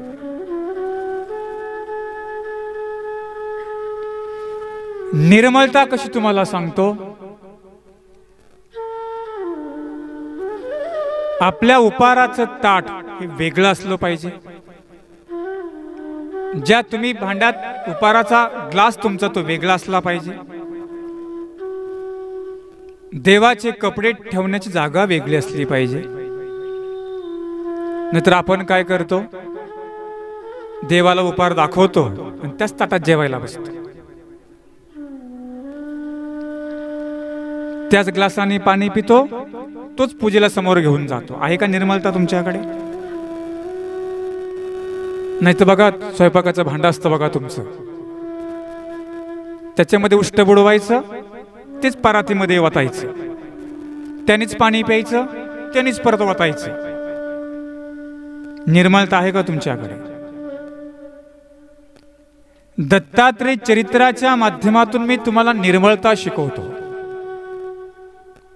आपलं ते बघा कर्मार्जन असतं. कर्मार्जन म्हणजे हात पुसायचा टॉवेल असतो.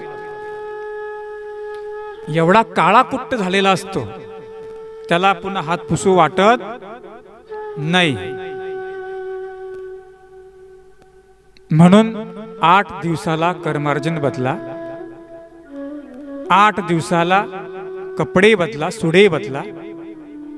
तुमचा चहाचा ग्लास, देवाला आपण चहा समर्पण करतो तो वेगळं सगळं ठेवा. उपाराचं ताटही वेगळं करा. तुम्ही म्हणाल बाबांचं लय त्याला कामं लावले आम्हाला. कामं नाही, ती स्वच्छता आहे, तो विधी आहे. म्हणून तुमचं आमच्या खाण्यात नाही गेलं पाहिजे आणि तुमचं देवाकडने गेलं पाहिजे. म्हणून स्वयंपाकाचं पाणी वेगळं ठेवा. नाही तर ग्रस्तामध्ये एक पद्धत असते. आता राजनाची नळ घ्या.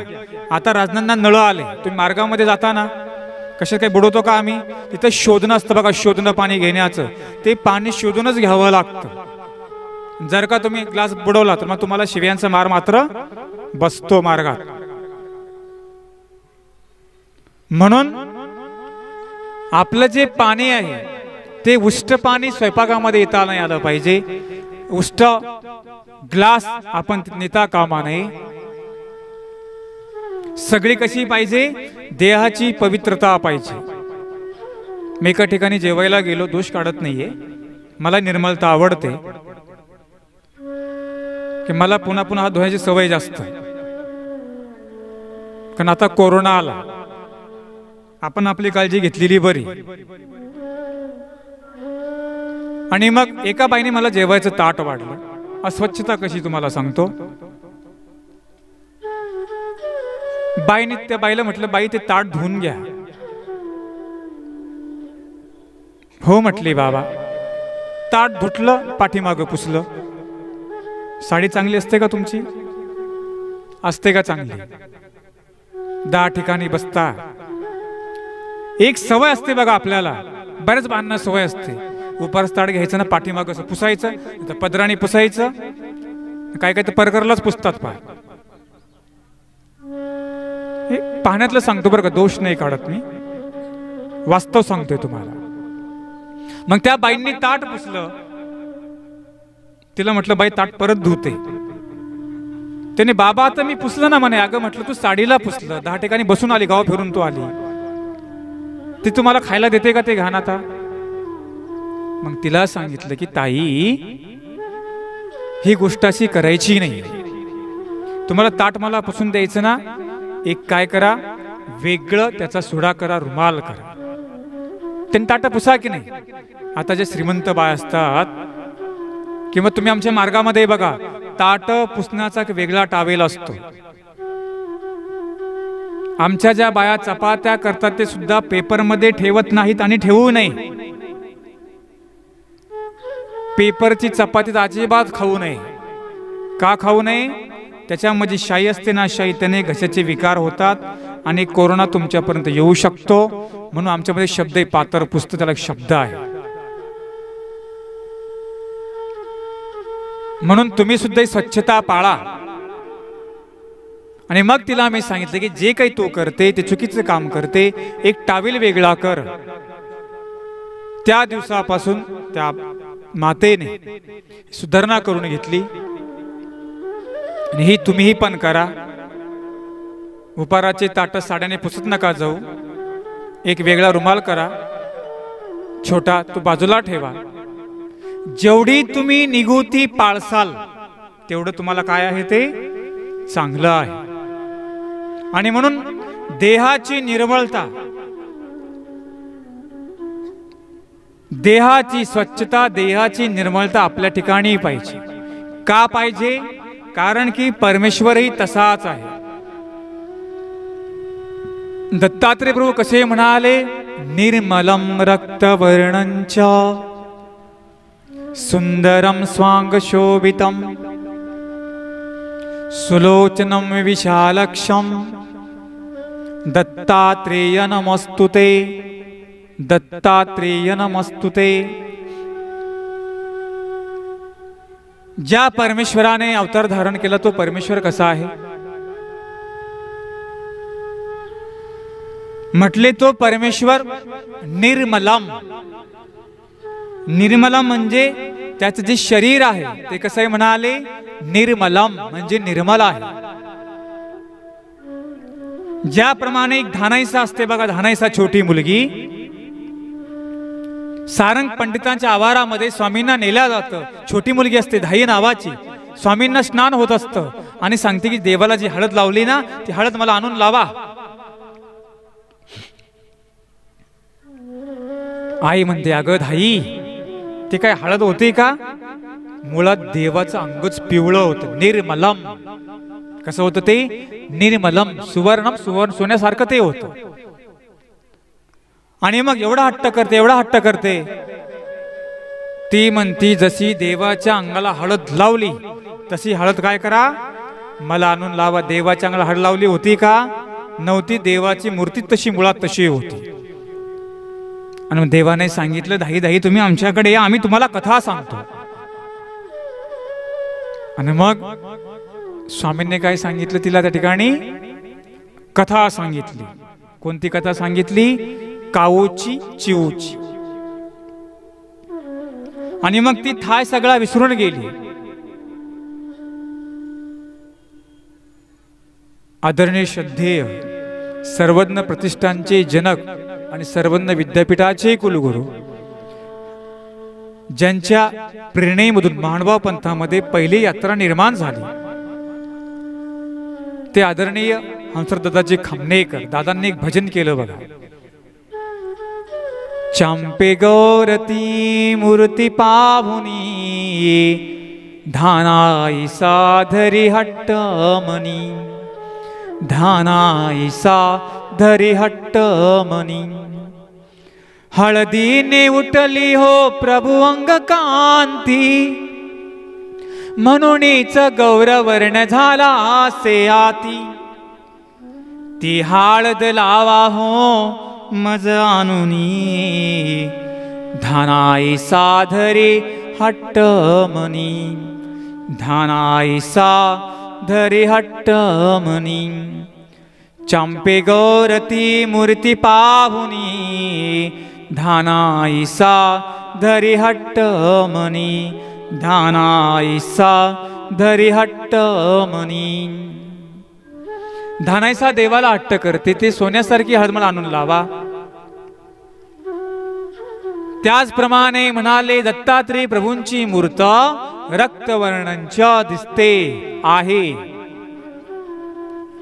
जैसा का सोन्याचा ओती व पुतळा. कशी म्हणाल दत्तात्रेय प्रभूंची मूर्त?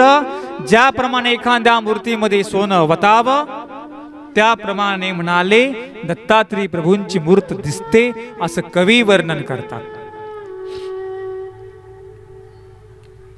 दत्तात्रेय प्रभूंची जी अंगकांती आहे ती गुलाबांच्या पाकळ्यासारखी आहे, आरक्त वर्ण. आणि या आरक्त वर्ण दत्तात्रेय प्रभूंना कवींनी नमस्कार केला. दत्तात्रेय प्रभूंचं सौंदर्य हे बघतच राहावं. ज्याप्रमाणे पाटवदा या ठिकाणी जो राया स्वामींच्या भेटीला आला आणि स्वामींना काय म्हणतो? देवा देवा तुमचं अंग काय करा म्हणाले? उघडं ठेवा. माझ्या डोळ्याचं काय करू द्या? पार न फिटू द्या. अशी सुंदर मूर्ती दत्तात्रेय प्रभूंची आहे. सुंदर रूप पाहिले देवा तुझे. सुंदर रूप पाहिले पूर्ण ब्रह्म परमेशाचे सर्वज्ञ श्री चक्रधरांचे. पूर्ण ब्रह्म परमेशाचे सर्वज्ञ श्री चक्रधरांचे. सर्वज्ञ श्री चक्रधरांचे सुंदर रूप पाहिले देवा तुझे. सुंदर रूप पाहिले देवा तुझे. सुंदर रूप पाहिले.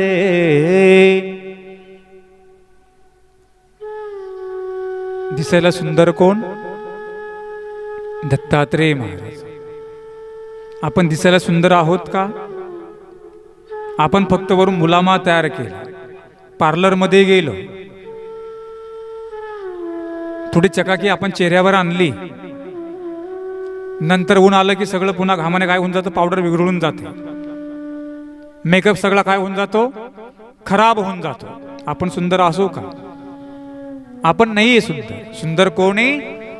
परमेश्वर अवतार दत्तात्रेय महाराज म्हणाले दिसायला सुंदर आहे, गोपाल कृष्ण महाराज दिसायला सुंदर आहेत, आणि कलियुगामध्ये आमचे चक्रधर स्वामी दिसायला सुंदर आहे.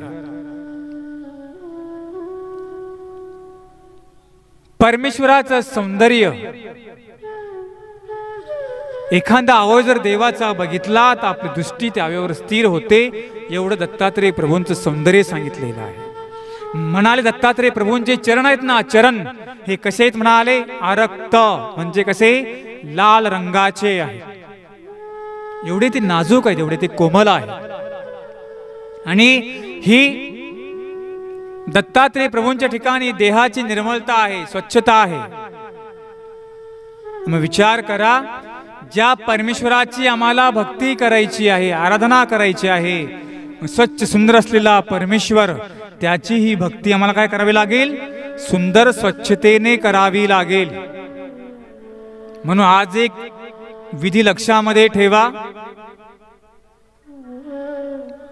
निरूपणाच्या माध्यमातून बऱ्याच जणांनी उपहाराचा ताट तांब्या वेगळा केला, परंतु कुसुमवासियांना सांगतो, तुम्ही सुद्धा तुमच्या घरी इथून गेल्यानंतर नका चांदीचा आणू तरी चालेल, परंतु एक चांगलं स्टीलचं डिझाईनचं ताट काय करा, वेगळं मात्र आणा, एखादा ग्लास वेगळा आणा.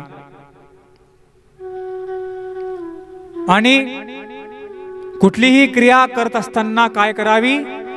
स्वच्छतेने, निर्मळतेने, पवित्र भावनेने करावी. आणि म्हणून आपल्याकडून अस्वच्छता होणार नाही याची आपण काय करायची? काळजी घ्यायची.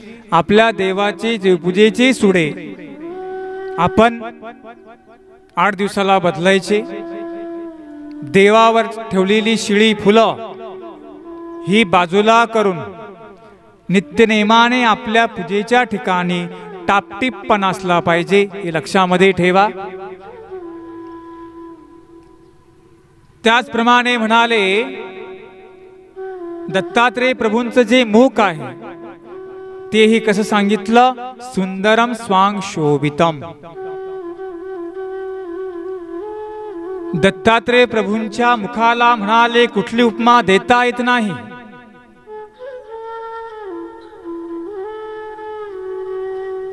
तया श्री मुखासी उपमा द्यावया योग्य नव्हे चंद्रमा, कृष्ण पक्षी उतरे महिमा म्हणून या. कवी म्हणतो की जर दत्तात्रेय प्रभूंच्या मुखाला जर मी चंद्राची उपमा दिली तर म्हणाले चंद्र पण योग्य नाही, म्हणाले त्याला सुद्धा काय येते? कळा येते. आणि म्हणून जो स्वयंप्रकाशित परमेश्वर आहे त्याला कुठल्याच प्रकारची उपमा आम्हाला देता येत नाही. जीवाने म्हटले त्याचं काय वर्णन करावं? ज्याप्रमाणे म्हणाले चंदनाला कुठली उपमा देता येत नाही, त्याचप्रमाणे दत्तात्रेय प्रभूंच्या म्हणाले मुखाला कुठली उपमा देता येत नाही. म्हणून तर अर्लक राजा दत्तात्रेय प्रभूंची मूर्त बघितली की शांत झाला. म्हणून यदुराजा सुद्धा दत्तात्रेय प्रभूंची मूर्ती बघत बसला. सावळेद्वार या ठिकाणी स्वामींच्या पाठीमागे वाघ आला. आला की नाही सावळेद्वारला? स्वामींची मूर्त वेधून आला. जाळीच्या देवाला आमच्या स्वामींनी मांडीवर वाघिणीची पिले खेळवली का? तर स्वामींच्या डोळ्यामध्ये त्यांना प्रसन्नता दिसली. एवढी सुंदर ती मूर्त आहे.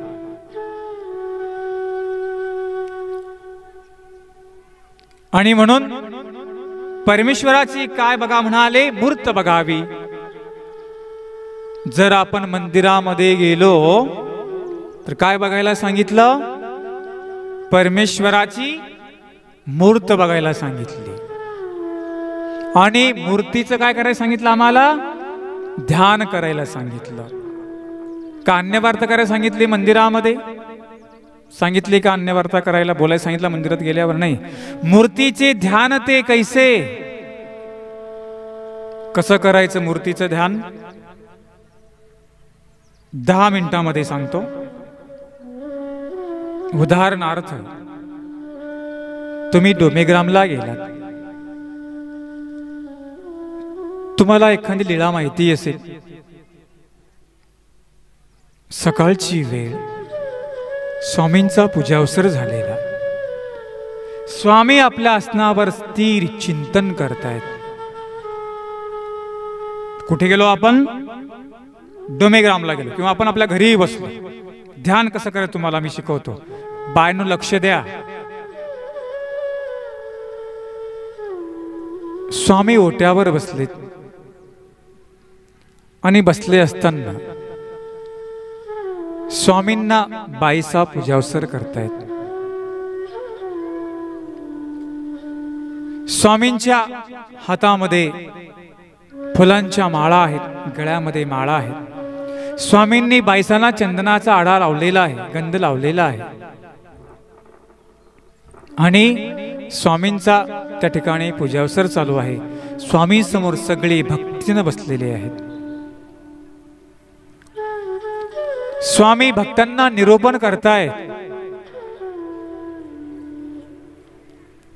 बाई ही सकळ जीवाते चिंती. काय सांगतात स्वामी? बाई, आम्ही सकळ जीवाचं चिंतन करतो. डोमेग्रामचा प्रसंग तो आपण आठवायचा आणि स्वामींची मूर्ती आपल्या डोळ्यासमोर आणायची आहे. मूर्त का बरं आणावी? कारण की ती मूर्त जर आम्ही देवाची समोर आणली तर आम्हाला ही प्रसन्न वाटतं. 3 टाइम विशेष वंदन का करावा? तो विशेष जेवढा जेवढा आम्ही वंदन करू ना, तेवढी तेवढी आमच्यामध्ये योग्यता उजळता येत असते. म्हणून शेतातून या विशेष करा, गावातून या विशेष करा, शेजारून आले तरी घर बदललं विशेष करत जा. ज्या तुम्ही घरी गेल्या त्या घरी काय तुम्हाला माहिती कसं काय आहे ते असतं का माहिती? म्हणून काय करत जा? विशेष वंदन कर. बघा आम्ही घर बदललं विशेष वंदन करतो. का करावा? प्रसन्नता आपल्यामध्ये राहिली पाहिजे. आपल्यामध्ये आहे का प्रसन्नता? आपल्यावर चिंताग्रस्त, चेहरे उदास, डिप्रेशन मध्ये गेलेले, जरी बसलो प्रवचनामध्ये तरी डिप्रेशन आहे. म्हणून ही प्रसन्नता आतमधून आम्हाला बाहेर आणायची आहे. कुठून येते प्रसन्नता? आतमधून बाहेर येत असते. म्हणून दत्तात्रय प्रभूंची सुंदर मूर्ती जर आम्ही बघितली तर आम्हालाही प्रसन्नता येईल. यासाठी प्रसन्नता टिकवा, प्रसन्नता निर्माण करा.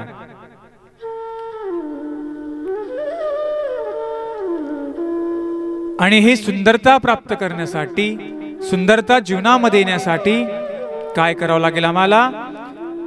जो सुंदर असलेला परमेश्वर, जो निर्मळ असलेला परमेश्वर, जो शुद्ध असलेला परमेश्वर, त्याच्या सहवासामध्ये आम्हाला जावं लागल, राहावं लागल. तिथला जो काही विधी आहे तो विधी आम्हाला करावा लागल. तरच आमचं जे अमंगल जीवन आहे ते काय होईल? मंगल होणार आहे. आणि म्हणून आदरणीय बाबांनी एक सुंदर ओवी वापरली. ती ओवी म्हणतो आणि थांबतो. मंगल नामा मंगल धामा मंगल रूप तुझे, अमंगलाने जीवन भरले प्रभुराया माझे, अमंगलाने जीवन भरले प्रभुराया माझे. म्हणून हे देवा दत्तात्रय महाराज, जीवन अमंगल आहे, अमंगलाने भरलेलं आहे. ते पवित्र कधी होईल? मंगल कधी होईल? माझ्यामध्ये प्रसन्नता कधी येईल? प्रसन्नता पाहिजे असेल जीवनामध्ये मंगलता पाहिजे असेल, जीवनामध्ये पवित्रता पाहिजे असेल तर निर्मलम रक्तवर्णंच सुंदरम स्वांग शोभितम दत्तात्रय प्रभूंची मूर्त आम्हाला बघावी लागेल, बघता आली पाहिजे आणि बघायची. मंदिरात गेल्यानंतर जो विशेष असतो, जी मूर्त असते तिच्याकडे बघत जा, आठवत जा, चिंतन करा, स्मरण करा. निश्चित तुमच्या जीवनामध्ये पवित्रता आल्याशिवाय राहणार नाही. एवढंच सांगतो. उद्या आपण दत्तात्रय प्रभूंचं कार्य, सौंदर्य उद्या निरूपणामध्ये बघू. उद्या आपल्या निरूपणाचा शेवटचा दिवस आणि म्हणून तुम्हाला मी उद्या समारोपाकडे घेऊन जाणार आहे. आजच्या निरूपणामध्ये तुम्हाला मी मंत्र सांगितला, ती म्हणजे शुद्धता, स्वच्छता. ती आपण पाळायची आणि चुका करायच्या नाही. वेगळं ताट उपाराचं करा, वेगळं कपाट देवाच्या कपड्याचं करा, वेगळी जागा देवाची भांडे ठेवण्याची करा. भेसळाभेसळ करू नका. आणि विशेष पवित्र, आपणही पवित्र झालो पाहिजे ही भावना मनामध्ये ठेवा. आणि आजच्या निरूपणामध्ये उपार आलाय का? आलाय ना? आजच्या निरूपणामध्ये जे काही मुद्दे तुम्हाला मी सांगितले ते इथे ठेवा. कुठे ठेवायचे? कुठे ठेवायचं? हृदयामध्ये ठेवायचं. नाही ते बाबा 2 तास बोलले, इकडून घेतलं, इकडून सोडलं. करणार का तुम्ही असं? नाही करणार. बरोबर. आणि म्हणून हे ज्ञान अंतःकरणामध्ये आपण जोपासलं तर ते अंतःकरणे शुद्ध होतं, स्मरणाने शुद्ध होतं. म्हणून निर्मलता पाळा. एक अजून सांगतो, देवाचे कपडे हे सुद्धा जागा धुण्याची वेगळी करा. अलग लक्षात? दोरी वेगळी बांधा. तुमच्या दोरीवर देवाचे वस्त्र टाकायचे नाही. स्नानाचं पाणी असेल ते कुठे बाजूला गेलं नाही पाहिजे. एखादी कुंडी असते, त्या कुंडीमध्ये टाका किंवा एखादा खड्डा करा, त्या खड्ड्यामध्ये टाका. परंतु ते पाणी पायदळी कुठेही पडलं नाही पाहिजे. हे निगोती लक्षामध्ये ठेवा. धर्माचं पालन करा, तुम्हीही मोक्षमार्ग प्राप्त करा, अशा प्रकारची अपेक्षा व्यक्त करतो. मला कोणी काल प्रश्न विचारला, म्हटले बाबा तुम्ही जो नंबर सांगितला त्यासाठी मोबाईल तुमचा मोठा पाहिजे, स्क्रीन टच. आणि म्हणून ज्यांना अमृत प्रवर्तक या ग्रुपमध्ये सहभागी व्हायचं आहे त्यांनी 94 052 75 075 या नंबरला कॉल करा, मेसेज करा. जरी मी इथून गेलो तरी तुम्हाला जर ऑनलाईन पोथी माझी श्रवण करायला ग्रुपमध्ये भेटेल. आता इथं मी वर्षालाच वापस येणार, ते बाबांनी बोलवलं तर पुढच्या वर्षी, नाहीतर मी येणार आहे का? नाही. पण जे ग्रुपला जॉईन झाले त्यांना डेली माझी पोथी ऐकायला तुम्हाला भेटल. 94 052 75 075. पण तुमचा मोबाईल मोठा पाहिजे, हे लक्षामध्ये ठेवा. नंबरला कॉल करा, संपर्क करा. अशा प्रकारे हे जे निरोपण दत्तात्रय प्रभूंच्या चरणी समर्पित करतो आणि माझ्या शब्दांना विराम देतो. तुम्हालाही भूक लागली, एकदा सगळ्यांनी मुक्त अंतःकरणाने आता जेवायचं आहे. अर्धी चपाती जास्त गेली पाहिजे म्हणून थोडी जागा करा आणि मुक्त अंतःकरणात आपण काय करूया? जय जयकार करूया. सर्वांनी हात जोडा. सर्वांनी म्हणायचा श्री गोपाल. थोडा मोठ्याने श्री दत्तात्रय